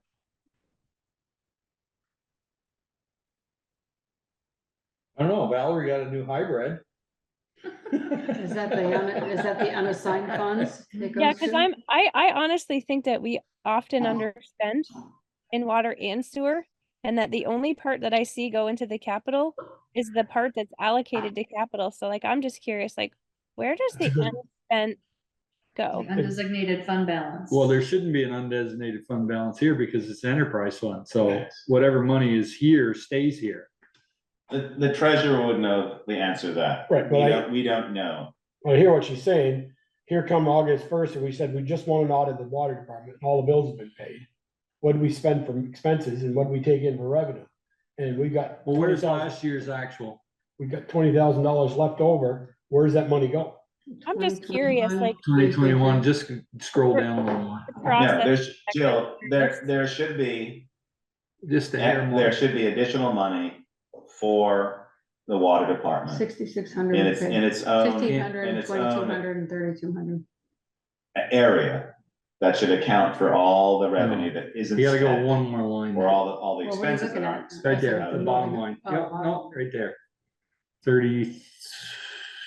So the budget was 32 and the 322 and the actual was 303, so there's 20 grand there. And then The 328 following to year was 296. 296 versus 300, So there's, No, versus or 328. 339 versus 296. So there's another 45 No, years. you're looking the wrong way. But also It's too, we sorry. 339 to 300. we so can't, the reason we don't know the numbers is because we're doing all this based on spreadsheets. We need to use NEMRIC, which is the system that has all of our accounting in. That's how we pull the numbers from that. These numbers come from Denmark. I know, but I don't, there have been so many times where we've looked at these documents and they've been wrong. And I just cannot trust them anymore. I mean, literally, you're showing us these documents and we already had like 6 or 7 questions that you need to ask where they should have been filled in. There can't be missing holes in here. And we should already know whether it's accrual. Like, I think we should know all these things. And I feel like this is an opportunity to move away to a system that is actually accurate. Because I don't think I'm prepared to look at numbers where they're not accurate anymore. It just wastes so much time. Well, can you put that back a minute, you guys? I'm sorry. I want to speak on what you're saying, Ian. I don't disagree with you a bit, but let's take the two column Peter asked about. 22-23 budgeted, 339.5. And then 22-23 actual, our expenses. So our budgeted is what we raised our revenue on. Yes. So we took that in revenue? Or did we have less water reuse in 22-23? Yeah, we need to look at that number too. The Total actual revenues was layer. 342. So Total we revenue? took in more revenue than we budgeted for, And we and spent less. Right. So where's So the where is the the $42,000? undesignated fund? That's the unassigned fund balance. Right. But that shouldn't be in the, Because it's separate. But it's, it's separate money. It's Right. it's not. Not the town. But of it's Bristol. the general fund. water It's the concept. unassigned. right, Yeah, fund. it's not the general fund, you get Right, that. it's This in is the what I'm getting back water. to. But we've never actually talked about a water unassigned. And in the audit, for the 2022 audit, the auditors, for some magical reason, combined water and sewer undesignated fund balances.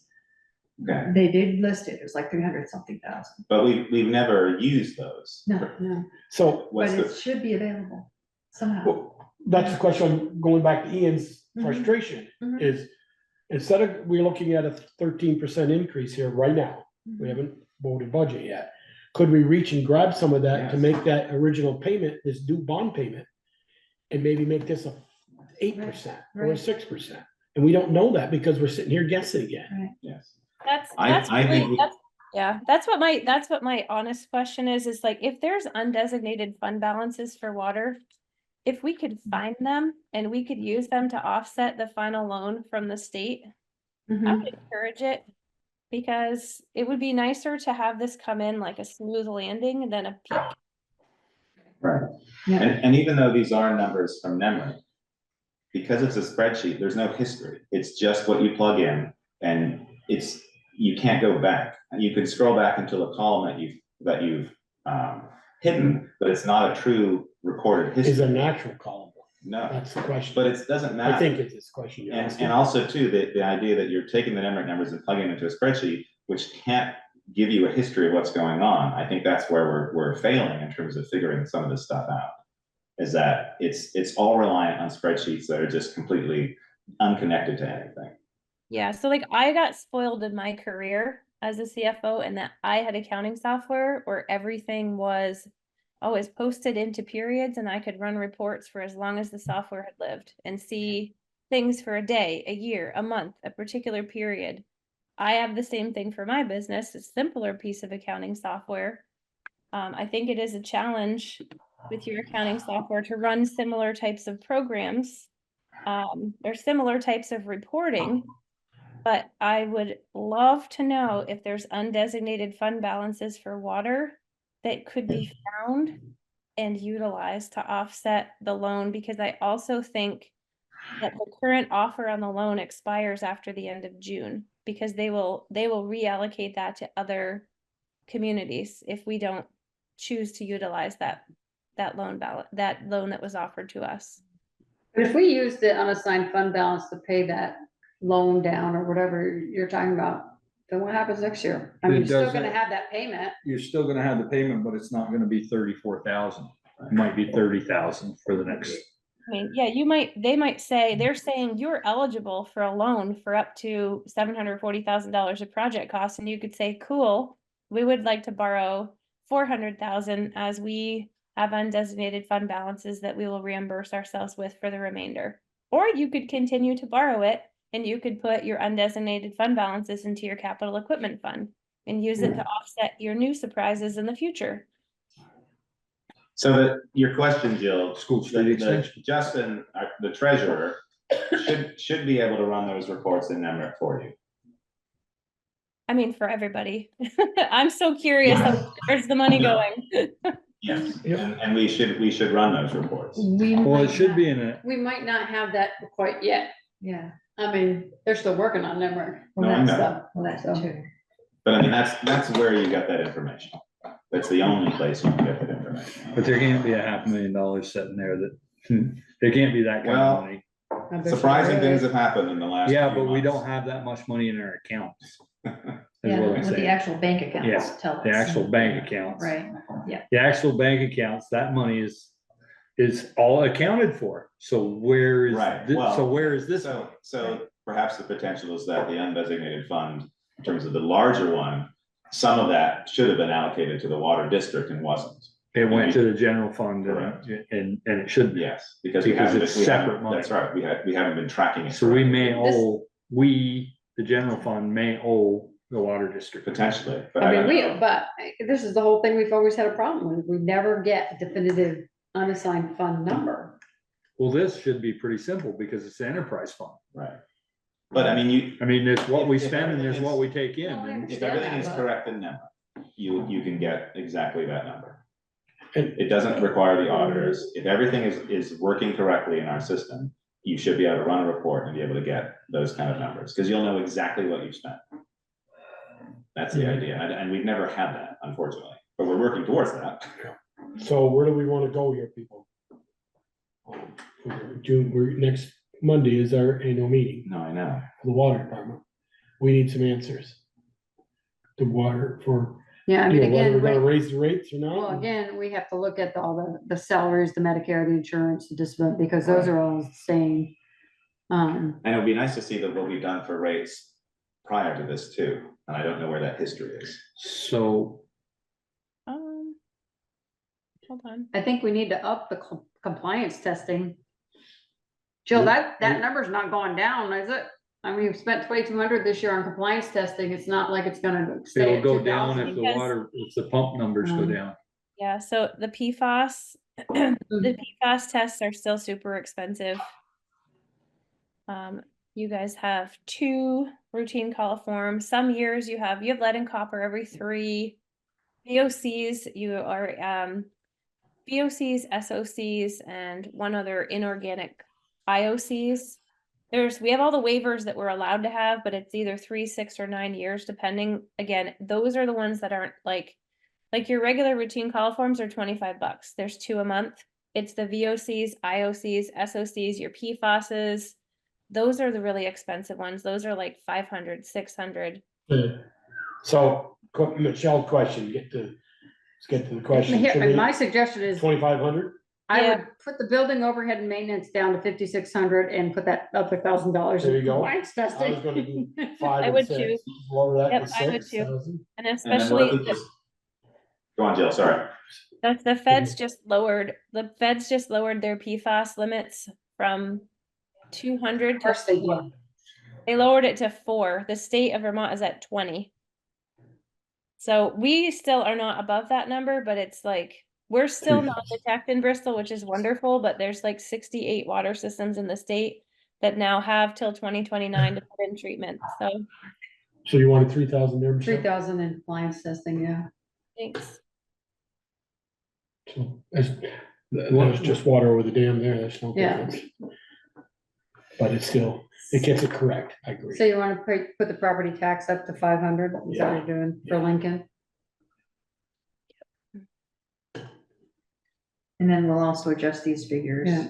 Is And we'll- it gonna be 500 or is it gonna be? I don't, it may be a wash, it just depends on. With how that- capital, you know, current use program, it may be, but I think you gotta go up at least $50. So what are people's thoughts on the electricity use, given that that's 34%? I'd almost be willing to put it down to 30, but, you know, we may pay for it, you know, Well, if we which do have a is, which leak. is fine, I mean, Right. it's, I was thinking 32, but yeah, Michelle, do you think? Well, it was 26, we went to 34, but we had some major leaks, so. I'm thinking there is a couple of increases in the electrical use anyway, whether we were no increase, you know. Well, no also we have usage. new connections, all earth renewables, the apartments, Mhm. and other ones So coming we are gonna online. use more water. So, and more are gonna be So coming maybe online. 32? Or 34? Oh, so you're saying we're gonna use more Just, electricity for just the because of pump? the Just system because. expanding. Pumping more. Because of the Yeah. increase in the Growth. water usage, and put it to 32. And some of that 34 might be, are we 2 years now, Michelle or Jill, on Woodland Apartments? Just the second year? Oh, it's like 4. Is it 4 years Yeah, already? At least Oh, yeah. 4. Oh, boy, Yeah. Jesus. Guess I'm waiting for them to come back on the regular rate sheet so that everybody can be billed the same. Yeah, that's one more year, right? 5 years or 10 years? 10. 10 years, so. And it's What were a- we thinking? We sold a lot of water to them though. Mhm. Yeah, they could have drilled a well. Let's see. So, The other thing, bottom line- Valerie, was the current bond and note payments were 70. The new bond is like 34. How did we get 111? Is there something else in there, or is that actually a lower number? Because one of the planning loans got forgiven. Okay, so 70,000 plus 34,000. What's the new payment? I know the reservoir. That's 104. I know That's the what I'm reservoir. saying. I still- think this can go down to 104. Hang on, let me, Is there something else for 7? Figure, correct my memory here. The water tank on the hill is like, bond doesn't end until 2030, I believe, but I I thought, have no idea. I thought North Street was done.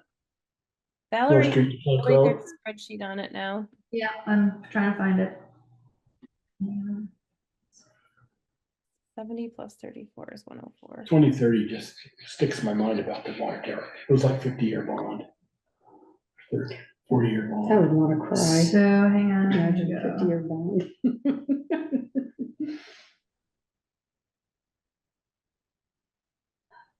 So these are the water system loans. 34,293. Okay. I did see that 111, 698.88. Okay. How The were we? water, The- West Street, the the West Ian- Street bond To is in Ian's there. frustration, I can see him over there. But are those numbers? You know, I mean, this is where it frustrates me with the auditors not picking this stuff up. We pay good $20,000 to have our books audited, and they're not, you know, with the water and saying, here's what you have in your water capital reserve or not. Undesignated fund balance, Right, not assigned. unassigned. No, I was thinking about the electricity. I wish that we have a little bit of solar from the 116 south, but it's a very tiny percentage. But to get that number down, because it will continue to increase unless we can get more efficient pumping. Any new building we build, we need to throw solar all over it, like All Earth. He's got like double what he needs, so he's just feeding back, and we could do that. No, he doesn't use any of that. He sold it all. No, I to know, us, that's like true, that. but what we could do is, we build a new DPW building or Oh, another it's kind of gonna be all building. solar. And put solar on it, so we cover that, and we get this down, so we're not paying for this. I mean, you're paying for the solar panels and stuff, but then, you know, this is covered with that. Any electricity-based stuff, the town should be doing it with solar on a new building. And seems like that location will be good for it too. We'll have to orient the building, Yeah. I got my which we weren't gonna put the doors on the south, but we may have to in order to. bank today. Yeah. Well, we can figure it out. I For the mean, bank, I got my 7 electrical Any bills. more questions on the loan figures? Yes. Is any of them paying, any of them going off this year, by the way? Nothing? No. When's the next one go off? Do we, Let's see, so Valerie, I think Section. I'm reading it wrong. I think it's 120 for 26 for 25. let's see. Doesn't make sense. if This it was- is water department.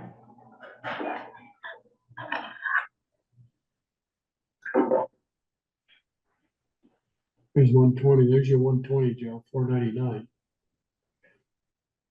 Ugh. I think this loan, the West Street water line loan, I don't think we're actually paying on that one. That's the 8,800.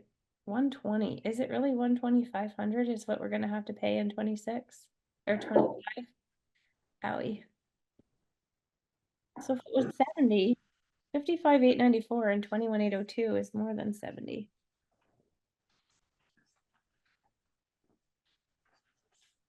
That's 77,696 77. and then 34,003 because they're gonna hit you with your first payment in November because they're gonna do it 1 year from substantial service from substantial. So what are you saying? That 120's gotta be half of that's gotta go in the payment? No, I'm saying I Okay. have it in the budget as 111 and it's 124.99. What you said, first half is in November and the second half before the first No, of the June? or- 8,000 doesn't go, the 8,000 doesn't go off until after the end of this. Oh, No, this year, yeah, that 8,000 goes off next year. Ouch. So we're at 124.99. So I had 111. It's not. It's 124.99.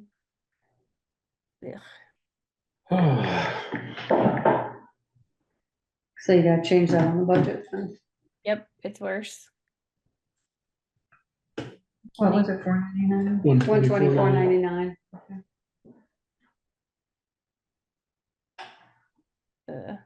So that 8,800 drops off next year. And then we come down to 111,699, and then the West Street 2 won't start payments until a year after the construction finishes. So we won't have, so if construction is 26, 27, 28 is when we'll make our first payment on the West Phase 2. And we have no idea what that'll be. She emailed me back with details, but I still found them, data were detailed but vague. how are those cookies doing, Steve? You still with us? I know we're doing budgets and you're kinda He's at a dessert. out of Keeping, the, Just putting kids to bed. putting kids to bed. probably, these are little.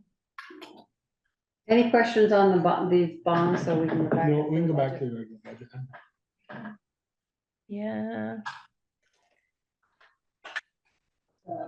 Sure. that's also will give us the percent number for the letter. I thought it seemed too good to be true.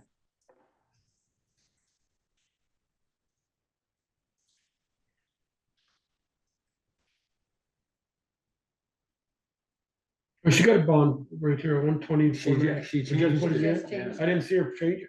She That's did. because she Oh, wasn't she sharing changed- her She screen. wasn't sharing her screen. On the other screen, yeah. Oh, Didn't show tabs. So That's why I stopped sharing to bring up another file because it doesn't switch automatically on the screen. okay, so now the top line needs to be 397,024. So we gotta go up. And it's minus 394.75. You need to add 6,549 to that number. Oops. Nope.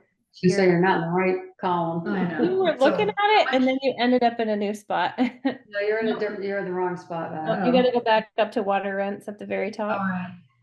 I had to You move were it. there and then, yep, right there, 6,549.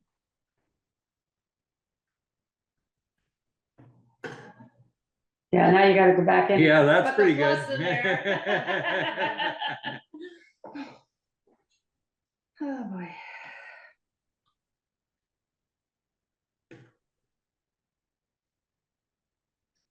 Going on the wrong end. Plus There you go. No, she's got, 549. she's got to put on both ends. There, so 16.1 is what your rates would go up. Yippee, Yay. So, And yeah, we still haven't dealt with these numbers. gotta check those. Yeah. So it might end up being more like 17% if that's the case, because I'm sure those went up.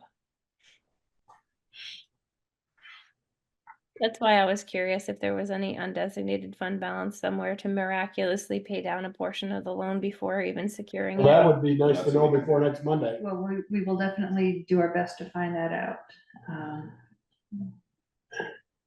Yeah, I mean, we tried pulling what's called a water budget balance sheet, but that wasn't, I was hoping that had like $500,000 in it and that maybe that was undesignated, but that's just a function of assets minus liabilities and depreciation. It's not money. It's accounting stuff.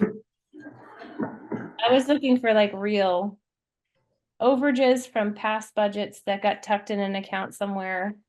Valerie, can I see that water rents again? The next line up, 245,043. Where are you looking at 245? Oh, Right here. That's 3/4 out of 4. 3 times 4. So seeing that it's almost 9 o'clock, Yeah, Jill and I and others here will put more elbow work into the budgets and see what we can come up with for next Monday. so I guess what we budgeted last year, I'm just throwing this out. I took that $245,43, $245,043 and divided it by 3 and times it by 4. That's if everybody uses the same amount of water. My water bill don't change much over 3 months. We should only budgeted 326 instead of 339. Is That's that making, that we didn't get all of our, we're not gonna get all of our revenue in this year because there's less water being measured and billed for. That's why I think we should even probably, though we've added on a couple of places? You know, Yep. We're selling more water to, maybe we're just leaking more too. that doesn't show leaks. If they had a leak on the opposite side, inside of their building, it would show it because it would get measured and it would be on their meter. That's more. But no, I mean, our leaks in the ground and our pipes. Yeah, because your water rents are currently billed at volume. Like usage volume, period. You don't have. Your water rents don't have a fixed base rate. Based on a particular allocation. And that's where I want to go next. Yep. Okay, Yes, That's why Okay. that's a really good it's a segue. good lead into. Yes, yes. In terms of the budget discussions, is it possible to have a treasurer involved going forward? I don't know. Okay. He's away. I don't know Up for why. an unknown Okay. period of time, Okay. since last week. All of last week. So how do I? Is it that position? Yeah, I'm sorry, but it's like, oh my God. We just run them through. Okay, so you want a discussion on alternate water rate? structure? Right, so as Jill just mentioned, it's based upon volume. And if you look at the rate structure, and I think I posted something about this on the website. It's a 2017 document about how to calculate your water bill. Yeah, I read. And it's based upon 3 years worth of average flow or some other things, and for a new water connection, you don't have that kind of history, so I don't know how people would figure that out. But other places, a lot of other places have a fixed base rates. Yeah. And I'm just gonna pull this up as an example, but it's not a bad one. So the water usage it's based on the previous 4 quarters, Yeah. not years. So it's one year of use, and that's how the 1 EU is calculated. And every single connection would be at least 1 EU. Right. I see But- in. Yeah, Yeah, but it Wait a doesn't. minute, it wait a doesn't- minute, I just missed that. Each service connection would be what? a minimum of 1 equivalent unit, which would be 1 Okay. base rate. So the way that I've seen that Justin showed me, somebody finally showed me what the water bills, how they're calculated. There's no EUs at all, and everybody gets the same base rate and everybody gets the same gallonage charge. So there's no change in the base rate for an 18-unit apartment than there would be for a 1-bedroom home. So, what is our base rate? If I had a lot, I think of the lot that my parents, we sold, our family sold to the people in Shelburne, still got a curb stop to it, there's no house on it. It was 2 or 3 years ago you put that in. What does he pay a quarter for having a Nothing. curb stop? Nothing. Nothing at all, because he doesn't have an active water service in your I car. didn't think he did, I'm not blaming him by no means, I never met the man. But we own a piece of property in Brandon, the bank does, the old car wash property. And we pay $60 every quarter.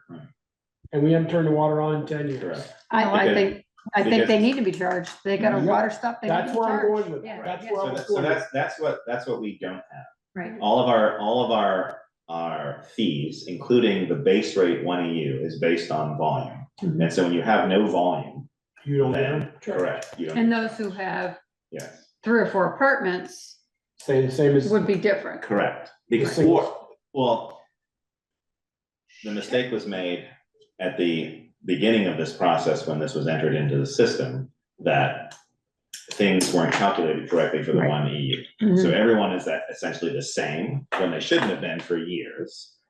But now the discussion is, what do we do about that moving forward? To fix it. Well, there's fix it in what way? Right.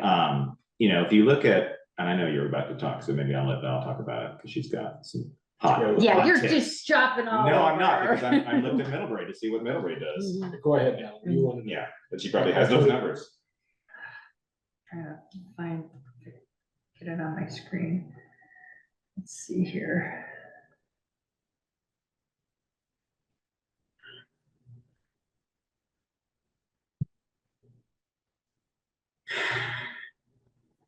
So here's an example.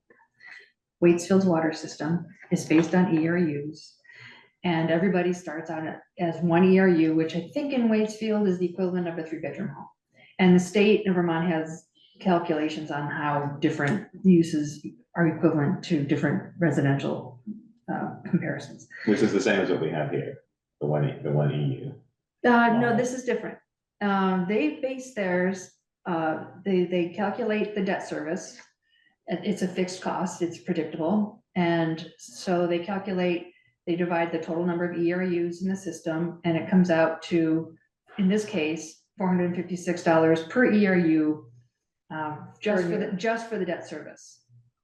Can you see that? Okay. Per Oh, ERU okay. per year. So it would be our $120,000 divided by whatever. Right, our That ERU ERU is, Right. right. And they do a separate for the O&M.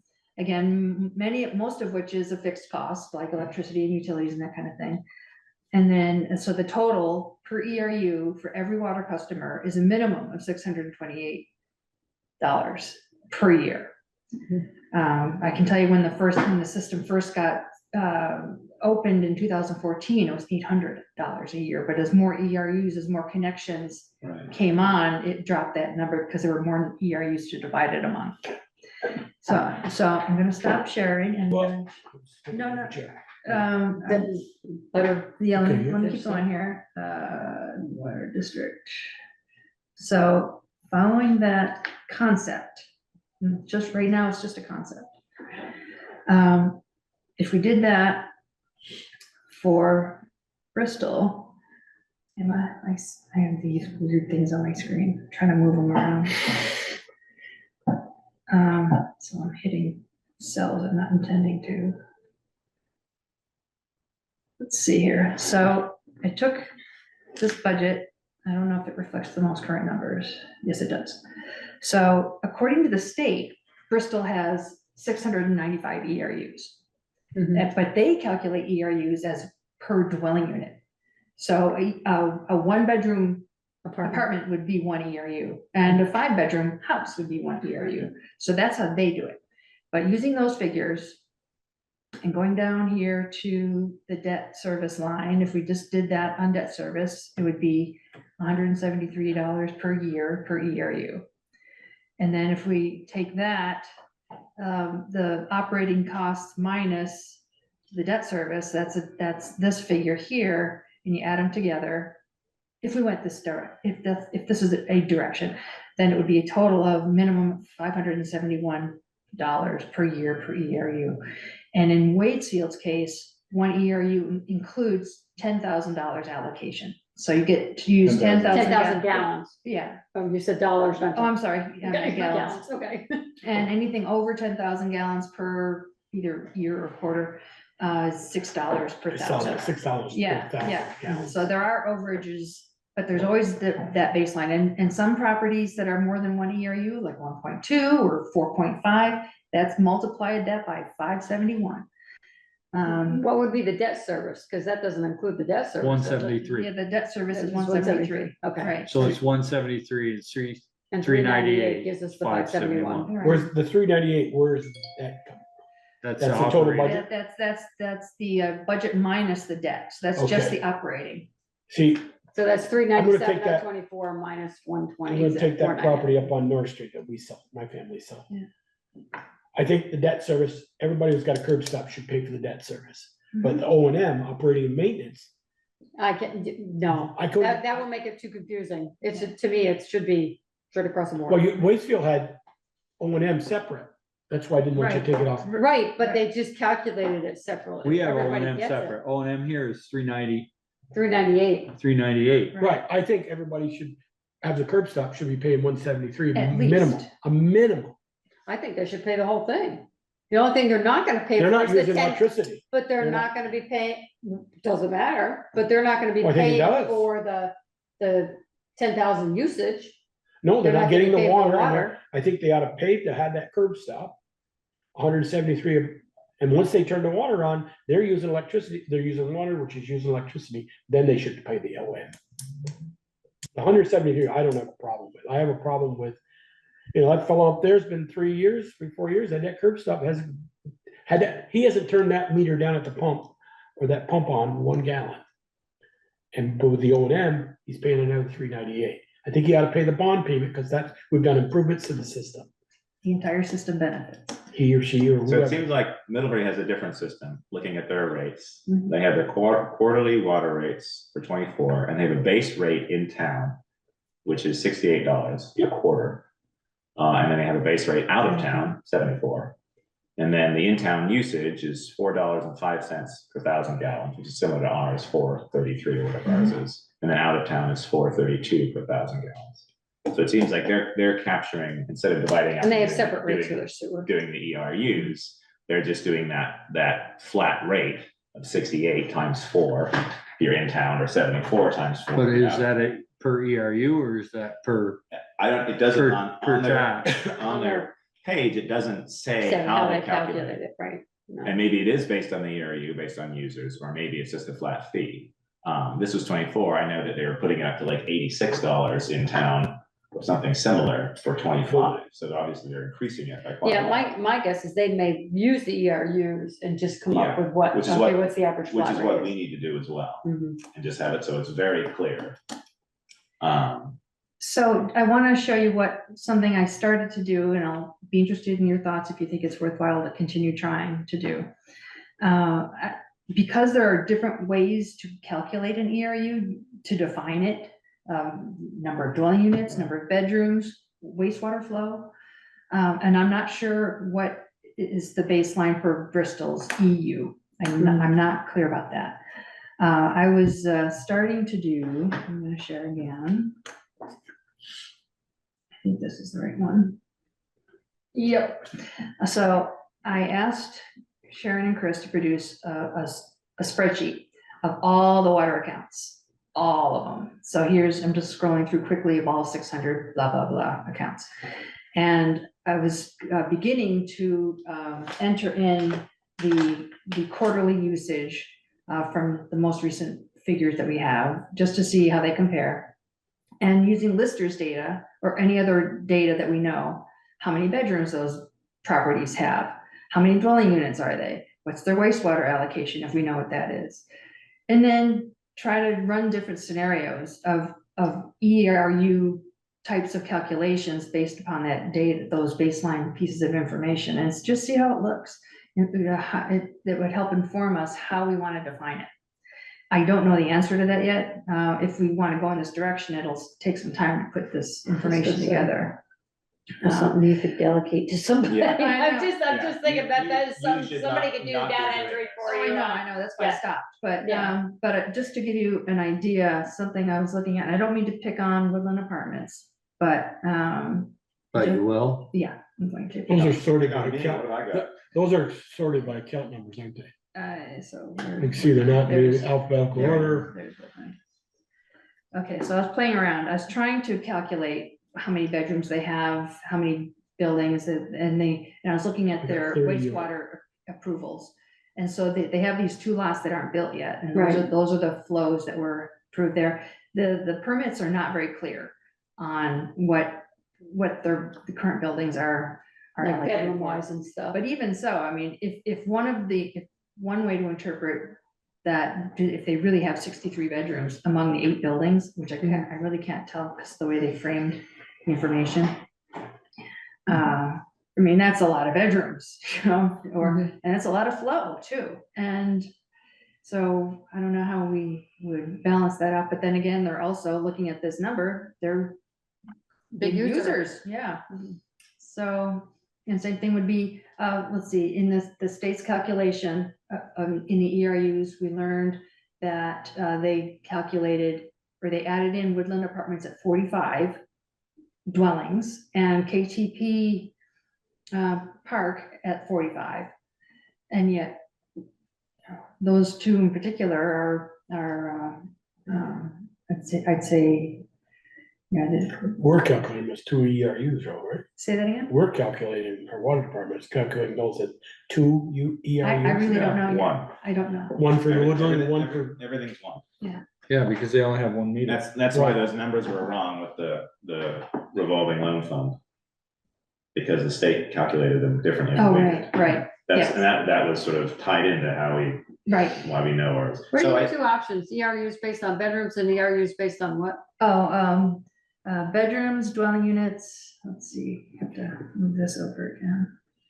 so I think we need to have data from other towns Based on That's wastewater permit. Yeah, wastewater permit, the and flow, see how because other that's what they're towns, allocated. see how other towns calculate. And I also think we should ask the state what their calculation is. I did, and the message, maybe Jill and Steve can help interpret it for me, but it was clear as mud to me how they Okay. came up with it. Because especially going forward, if we're doing, 10 years of updates and they're calculating our ERUs for us and our numbers are wrong, we need to be able to match their numbers. But again, if Well, do we have to match, we don't necessarily have to match their numbers for our billing purposes. But I think it behooves us to stick with the system that's already in place Okay. that the state maybe uses to calculate ERUs, instead of us just guessing like, well, that. Like, or if we we, need a clear, defined and path to equitable. follow, yes. well, Yeah. if we Yes. don't match their numbers, we have to convince them why we No, have I our know, numbers at which is a 63 much- or which 45 is as a a much trailer. harder thing to do. And So- also the impact, I wanted to get a Because sense of we're the right impact here. on the school, because I'm sure they're high. Yes. And the grocery store and Yeah. some of So, those other yeah, high yeah. water users, what would be the impact if we shift to this kind of, Mm. and would we build into certain thresholds where over a certain threshold, there's, some sort of accommodation? Is Mount Abe one ERU I by don't know. calculation? And I don't know. Yes, I mean, but by it's- gallons wise, they fill No. that swimming pool. People are, Not- it's that base Steve, you want to come in? cost price, Yeah, but no, everyone's paying for their gallon use. Hold on, Steve. Everyone's paying for the water that they Right. use. It's that initial way that we calculate Right. what a particular building is worth. And it seems like, from what I know and talk to people about here, everything is one ERU, when it actually, in reality, it shouldn't be. It should be calculated differently. Okay, go ahead, Steve. I was just gonna say that ERUs for the school would be considered a commercial building. You got residential, all the residential, you guys are correct. It's one unit. One ERU equals one unit, right? Essentially. And if it's a duplex, it's two. If it's a triplex, it's three. And when it comes to commercial, I'm looking it up right now as we're talking about this. They take all of the gallonage and divide by, I believe it's 70. Jill, you remember the number 70? 76 or 77,000. Yes, exactly. And divide by 70, let's say it's 77,000. And that's how they come up with the commercial ERUs, and they add the two together. They add the commercial plus the residential. So if we had, 7,700,000, right, that would equal, divide by 77,000, whatever, 100 units. You'd add that to the residential, and that's what you get. They take all of your commercial throughout the town. But we don't know how we're charging commercial either. We know I how the do know, state's I do charging. know. You are literally, everybody has a base rate and then they get charged by the 1,000 gallons. That's it. Nobody pays an ERU over one, Yeah, period. There's no, and because there's no ERU value in the system, there's Yeah. nothing in the program. So a person with a 1-bedroom trailer that uses 60,000 gallons of water, which is an extreme amount of water, is gonna pay the same amount as Mount Abe when they use 60,000 gallons of water. Even Yeah. though Mount Abe's allocation is far higher and the trailer with 1 bedroom is far lower. Yeah, No, Right. and that doesn't seem equitable. I'll put my name in, what do I use? Oh, I don't know that I have it figured, filled in You yet. might- She doesn't have them all. Oh, okay. Yeah, no, I just I started. saw something. Yeah. 76,600. If we can, I guess, a starting point, Uncle Zero was there, he didn't have anything down. No, a starting point would be to figure out how the state calculated Bristol's ERUs for no. the phase one project. That could be a good starting point if we can understand that. Then do we use that approach when we recalculate or reconfigure our system? And that's just maybe one option of many, as you presented tonight. But that seems like, since we had a lot of questions about why that number was so different to ours, we might as well start with that and see, like, how are you calculating this? If if we're not calculating it correctly for our own system, how are you doing this? Mhm. And then if we have that information, then we can say, Then we hey, can- do we want to adopt that? Or Right. do we wanna do something different? Right, yeah, is that equitable, or is it not? The state does it in a certain way that doesn't equal how we want to do it, and then we would look at other options to make it as equitable as possible. Mhm. I mean, at the Also, minimum, if you were Sorry, Jill. curious what other water rates are all over the state, I just linked in the dashboard to UNC's Vermont water rates database that they created. You can look at water rates for like all different water systems throughout the state on that database. It's I a mean- perspective. I think at the minimum, I take the fellow up on North Street still, vacant piece of property, he's ready to go. He can go anytime he wants, get his building permit. He hasn't paid a dime. This figures up a little less. If you took the 173, just the capital bond payments, that's gonna help everybody for future. He'd be paying $43 a quarter, 43 and a quarter. Yeah. 25 cents. And like I told you, we pay about $58 to $60 every quarter at a vacant lot that we've been paying for 10 years down there. And we pay a sewer rate. Mhm. And there's not a building on it. It's just green grass. Right. Now, Jill, I think that should, at least the minimum, I think- everybody should pay the bond payment. I think, GRU. if I recall from Amy Gelford's response this morning, part of their ERU calculation comes from the sanitary survey that gets done. Our next one is next Thursday, the 13th. So Right, we'll right. see if they surprise us with a new ERU number that they may or may not actually tell us in the letter. Cause I never saw the ERU letter in the letter, the ERU number change in the letter. Right, They just sent a letter that was like, you're doing great, you're in compliance, keep it up. Hmm. And then our ERU number changed and we were never told it changed. So I like to know when data is changing on the water system and it's impacting our eligibility for funding, it'd sure be nice to know that something was changing and that other decisions are being made at a regulatory level that they're not sharing with us. I would like to know those things. so are you meeting with the sanitary survey person on next Thursday? Yeah, Matthew Caldwell. The last Yeah. time I had a sanitary survey at another water system last month, he brought 2 new people that were training because he is the only sanitary surveyor in the entire state at the moment. So Wow, do you think he would have information to share about how all of that stuff is derived? Will we know by then? I will ask him. Yeah. Last time he surprised me with a need for PFAS removal at my other plant, so I'm happy to surprise him with some good questions. So we won't have Okay. information for Monday's meeting, but I think we're heading in a direction that I think Sounds good. I'm So- sensing some agreement that that's a direction we should be going in. So we won't, at Monday's meeting, we won't even decide whether we're gonna at least do We could, an ERU situation where we're gonna bill. If you got a curb stop on your lawn, you can hook up to it anytime, you're getting the minimum charge. Well, I No, think, are we ready to go there or no, not? I don't think so. Because the minimum charge, we're still trying to figure out how. What it's gonna be. how we're gonna create, well, not what it's gonna be, but how it's created. And if it's the ERU system, similar to what Waitsfield does, See, you would be That's- too, that's- because he applied for a duplex, Who did? North Street. Right, he did, but he only got one curb stop.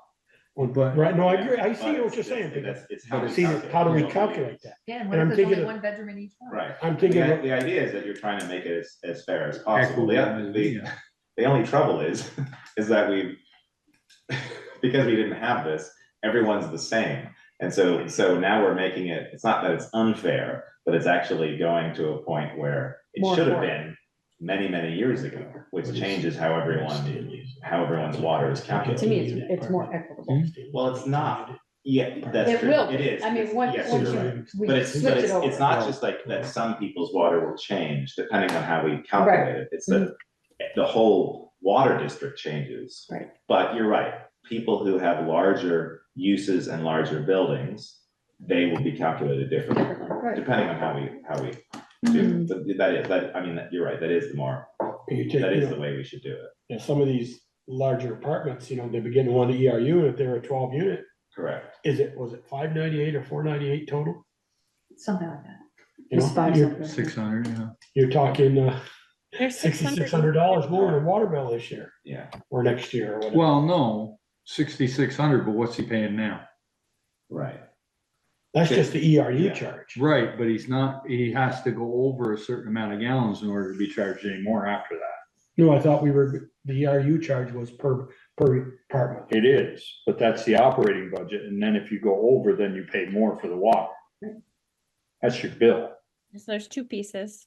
Here's your Yeah. base charge, which is based on whatever you determine your ERU or your EU figure is and how that's calculated. And then it would be you're allowed X number of gallons per quarter and anything over that. Or would you say it's a per gallon charge on top of that? How do you want to do that? Oh, I see what you're saying. If we had 2-unit apartment, Steve said a duplex, there are 2 ERUs at $500, let's say, that'd be $1,000, and they get allocated 12,000 gallons each unit per Yeah. Yeah, quarter, or whatever, Yeah. quarter a year. Okay, and then the 10-unit apartment gets 120,000 gallons. Exactly, Okay, exactly. all right, Free water. free water. We got Now, free water. No, I mean. Not ready to give it we away. haven't been giving out free water. thank No, you. no, it's free water up until that point, and then you gotta pay for it. right, okay, You gotta have the right sales pitch in here. You okay. get free water until you We use have- too Okay, much. now this is recorded. People are gonna be calling your phone tomorrow. We done with that one, Valerie, you think? I think so. I just wanted to lay the groundwork for this.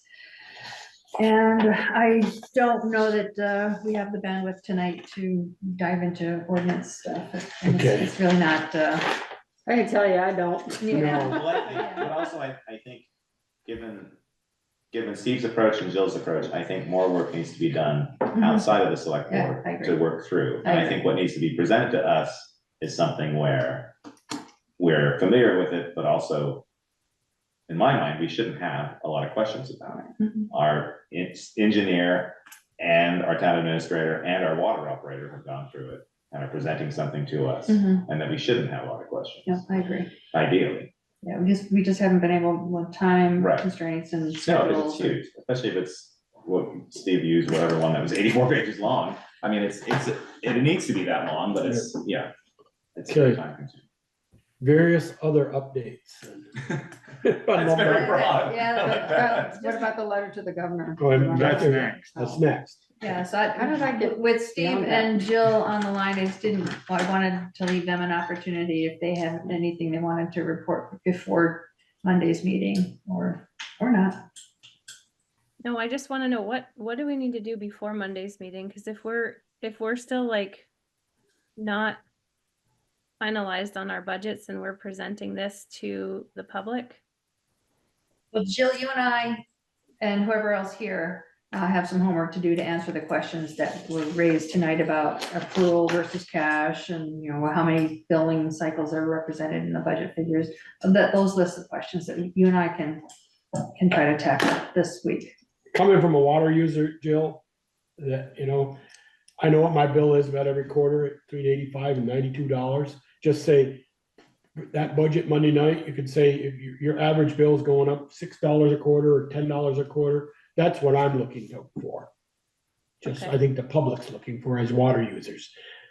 If we said 14%, they're going, whoa, 14% budget Okay. increase. Oh, but if you change your billing rate structure for somebody that has like a lot of bedrooms, their bill could go up a whole lot more. Well, I don't think we're ready We're there we're not yet. ready for that. Okay, That's- thank you. I that's not needed ready to for just prime understand time. like how many things are happening tomorrow before next week. I We think can't, we can't have that all in order and that. no, I'm just thinking next Monday when we pass the budget that we adjusted these numbers, put the Got it. $124.99 in and all that. Okay, your $85 every quarter is gonna go up to 95 or 102, whatever. That's all I was looking, that's personally what I was looking for. Okay, Okay, continue review of the draft letter to the governor and follow up on the DWSRF RF3, blah, blah, blah, loan offer. Well, we didn't give Steve a chance to see if he had any. I'm sorry, updates. Stephen. Did you finish your cookies? Yeah, I'm all done with the cookies, thank you. Okay, any Palmer maple syrup on them? No, they were Oreos. No syrup on Oreos. No, I'm all set. Valerie, we're getting together, I think, on the ordinance sometime later, Wednesday or Friday. He's, Peter's talking to Valerie, sorry, Steve. Sorry. I'll answer. Yes. Go ahead, Valerie. Steve asked you a I question. got distracted, what? Yeah, go ahead Yeah, again, meeting Steve. sometime soon to go over the ordinances. Right, yeah, I'm trying to nail that down. Okay. And also, Steve, on Monday's agenda, do we need to have, this coming Monday agenda, do we need to have something, a line item for contract amendment or something related to the next phase of, what will you be expecting to do at Monday's meeting? I believe we're reviewing the 60% drawings. Okay. Is there anything else? No, not in my mind. Okay, good. I guess, Steve, I just would like to know, and I bet people in the village water system, the waters department system, is asking me, what are the next streets being done? You know, in the second phase. And I says, like I guessed tonight, maybe Maple and Munsell, because Eric says those are the next two that he'd really like to see paved. Liberty, Montville, it's Yep. on the west. It's on the west, Elm, West Taylor, yeah, Pleasant. West of North. Everything Yeah, west of. so North. that's all I Yep. need. Yeah, no, Okay, and we're gonna go over all of that on Monday, I believe. Yeah, you're right. It's Munsell, Maple, Pleasant, Church, Elm, Taylor, West, Park, and School. Okay. Not necessarily in that order. Not necessarily in that order, correct. All right, thank you. All Go have, pour another glass of milk, 'cause that's more Oreos. Thank you, Stephen. We'll do the next one, but continue to chime in here. Continue review of the draft letter to the governor and follow up to all the loan offer. Yeah, so I sent out an updated letter. And I do need to adjust on the second page, the impact paragraph about the water rate increase. Yeah, to about 15% instead of 40. actually, Where? Valerie, it is more like 17% because we missed that $8,800 bond vote. Remember, it was 120 something and 111. Okay, It is almost 20%. I mean, we could round. I put 40%, call it. Yeah, good point. I guess I read the letter and you guys, what I didn't chime in at all is I read the final one today and nowhere did we ask, we would like to be reconsidered for at least 50% forgiveness. We'd never asked that. We've said that we're sorry they're overworked and understaffed and blah, blah, blah. We never asked. So for our suggestions, I like everything down to that, and I like the format of the Mhm. first letter, not the second one. This is just me Mhm. talking out loud. For our suggestions, I think we ought to get rid of everything down to number 3 and say something to the effect that we wish you would reconsider the loan forgiveness, and if not, at least the interest. Yeah, or the administration. Yeah. Yeah. And then we appreciate your attention to this matter, which significantly impacts Bristol's water users, and leave it at that. Okay. That way, we're not throwing anybody under the bus anywhere, and we're just asking him to look at it and reconsider it. Okay. so how would we phrase it? We wish the loan terms could be reconsidered, or how did you put that? I guess my thought was, we wish you would reconsider what we were See, he led has, to he believe, has no role in this. right, led to believe that we were gonna qualify for 50% and no percentage, no interest in administrative fee. You guys, you and Ian, Jessica are really good at those language. I don't know, but just, we never asked in the letter, we wish you could reconsider. Well, that's what our suggestion. Yeah. And That's number our 3 is opportunity. reconsider the outcome for Bristol. But I don't want to say to align with the program's goal and improve local water system. I think you just want to reconsider. The outcome of Bristol's loan could be reconsidered. Bristol's loan forgiveness, We wish the 50% loan forgiveness? the outcome for Bristol's loan. I mean, I don't know that I'd say outcome, I would say reconsider the loan forgiveness, the 50% loan forgiveness, because that's ultimately what we're asking them to do, right? Yeah. And if not, at the very least, a no interest loan. If you see here, we don't ask them to reconsider, we just ask them. They'll say, well, going forward, let's be more clear with Bristol. If I read that letter, I think, staff. please No, read it's right No, here. It says, Yeah, our read it. suggestions, reconsider the outcome. Yeah, of the Bristol to align with the program, so if we just put in there, reconsider, our loan request. I don't know if it's, Or do you- well, we got the loan, it's a matter of the terms of the loan. Or should we use the? Reconsider the forgiveness, or at the very least, a no interest or a no, Administrative. eliminate the administrative fee or yeah, waive the administrative fee. Wait, yeah.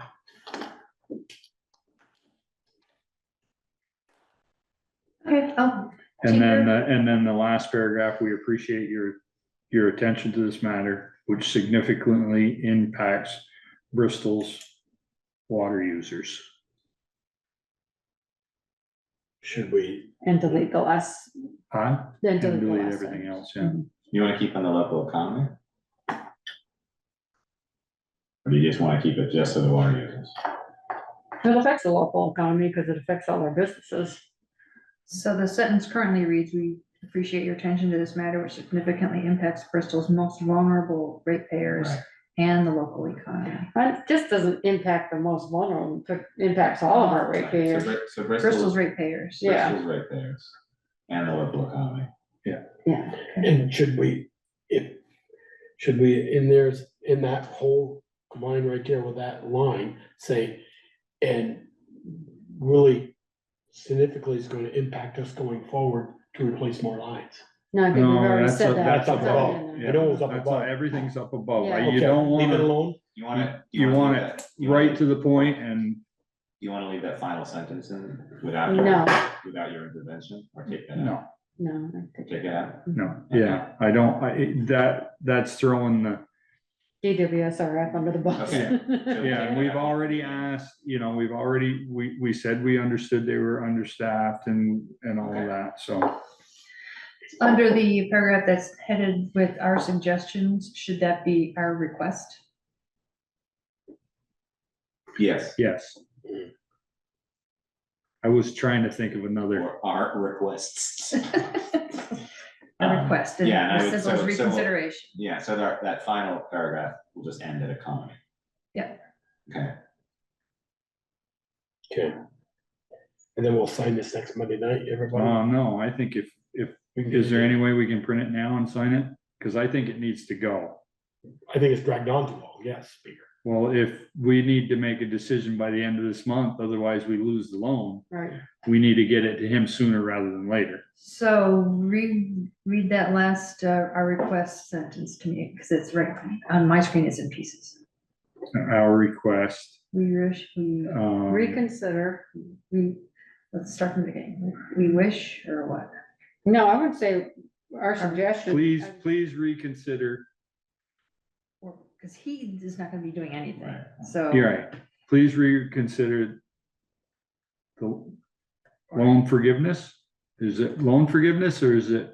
Please encourage the department to reconsider. yeah, Please encourage the DWSRF program, program To reconsider. administrators Bristol's 50% loan forgiveness. Yeah, I think the word 50%. Hold on. needs to be in there. Administrators. Fees and fees, the DWS program administrators. 50% loan forgiveness To or reconsider. waive the. Or waive the admin- at least Or at least waive. waive the admin fee. 50%. I was gonna put and or.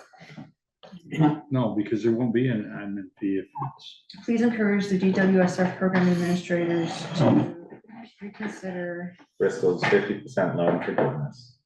reconsider Bristol's 50% loan forgive, 50% loan forgiveness eligibility. Yes, Yeah, that way we're not demanding it. yeah, Eligibility, comma, or at the least or at least. waive the 2% administration fee for the loan. Administrative fee. It wasn't a 2% fee, it was a 2% interest rate on a fee, Well, supposedly, no, right? but No, it's it was called an That's administrative. Administrative Okay. fee. I'll We put call fee it in a fee. brackets. It's an APR. Yeah, Yeah. Yeah, Fully Like amortized. we can't tell the difference, right? Bad word. And so delete the sentence that had followed that about aligning the programs. right. Yes. yeah, Okay. I think so, because I think they're doing that. So we just have our request. And then deleted the very last line of the last paragraph, Right. right? Yeah. Yeah, watermark. Ian has our signature, electronic signatures. Right. So I can just put them- You don't have If you Jeff- don't need to- if you don't want to print tonight, Okay. I can do it tomorrow morning. And then have you got Jessica's? You'll have to get hers. Yeah, I'm good. This guy's- Isn't he a little scary? Yeah, I'll get hers. Well, the fact that AI. Created his running words. Yeah. No, it's the perfect use to Yeah. truncate it down. No, I think this is way better than, But it's good to have the full thing. Yeah. You need to have the whole story. Yeah, so this we have doesn't it. mention that all the other information is available if you want it, but That's fine, because yeah, are they gonna ask for it? No. Probably not. No. But I. no, if it may, we may be crying on deaf ears, but at least we cried. Yeah. At least we tried. We're crying on deaf ears. Well, Maybe the next time. That's just my opinion. Well, maybe the next time they'll say, hey, Well, I don't Didn't play think, well the I first don't time. think this letter does not piss anybody off. right, Although it's copied to Julie Moore, Neil Kamen, the Drake Monks, Chris Bray, and Amy Shaw. I think we ought to throw our two. We do have two representatives that represent Bristol, whether they come to a meeting or not. I think they at least ought to be CC'd personally. Caleb and, Caleb and Mary.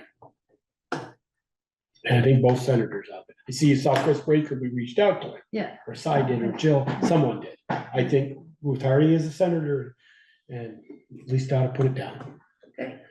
At least next time they'll know how we feel, those three that I mentioned.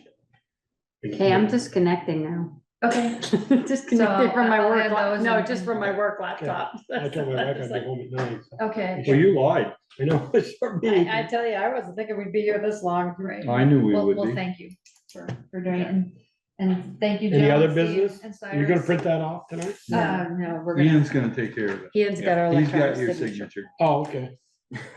As long as we, well, I can can stop in I, tomorrow. and sign can it. I make the motion that we send the letter as edited? Yes. Is there a second to that? Second. Is the motion a second to send the letter as edited? Any comments? to Peter? All those in favor, please say aye. Aye. Opposed? It's late, you're punch happy. All right. Other business, Taylor? None, hearing none? would you be open to meeting at 6:30 on Monday to meet with Roy Schiff about the Eagle Park railing design? I would. I can make it. That's another half hour. Yeah, but just think one more month and then you're gonna make you're gonna make the big bucks. Oh, yeah. One more Do, month. Yeah. Oh. July 1st. You're do right. we need to go up there to have a site visit at all, or does he have a very detailed plan of what needs to happen? He's been up there plenty. Or a site visit at 6? Could you make 6? You mean, does the select board need to do a site visit?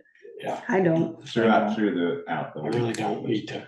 This week. We saw the pictures. I guess you can if you want individually, I don't know. I mean, I've been up, and the Yeah. hinging thing, it can't technically work because it's a diagonal, it's gonna hit the other thing, so there has to be a way to remove those, which we didn't discuss in the meeting before. Well, So- that- Well, we didn't, The we point is discussed they're we gonna don't want the overlap. front one staying, so. No, I know, Mhm. but we didn't know whether it was staying or not, so I just wanted to ask, like, do we need more information from him to meet him out there, or does he have all that already? I hope he has all It's coming prepared. that. All right. Okay, All right, thank you. any other? Yeah, motion to adjourn. Second? Second. Okay, Michelle, we adjourned. Good Thank you, night. Steve. Good Good night, Night. Steve. Good night, Jill, thank you. Thank You're you. welcome. Thanks, guys. Night, everybody. Night, Steve.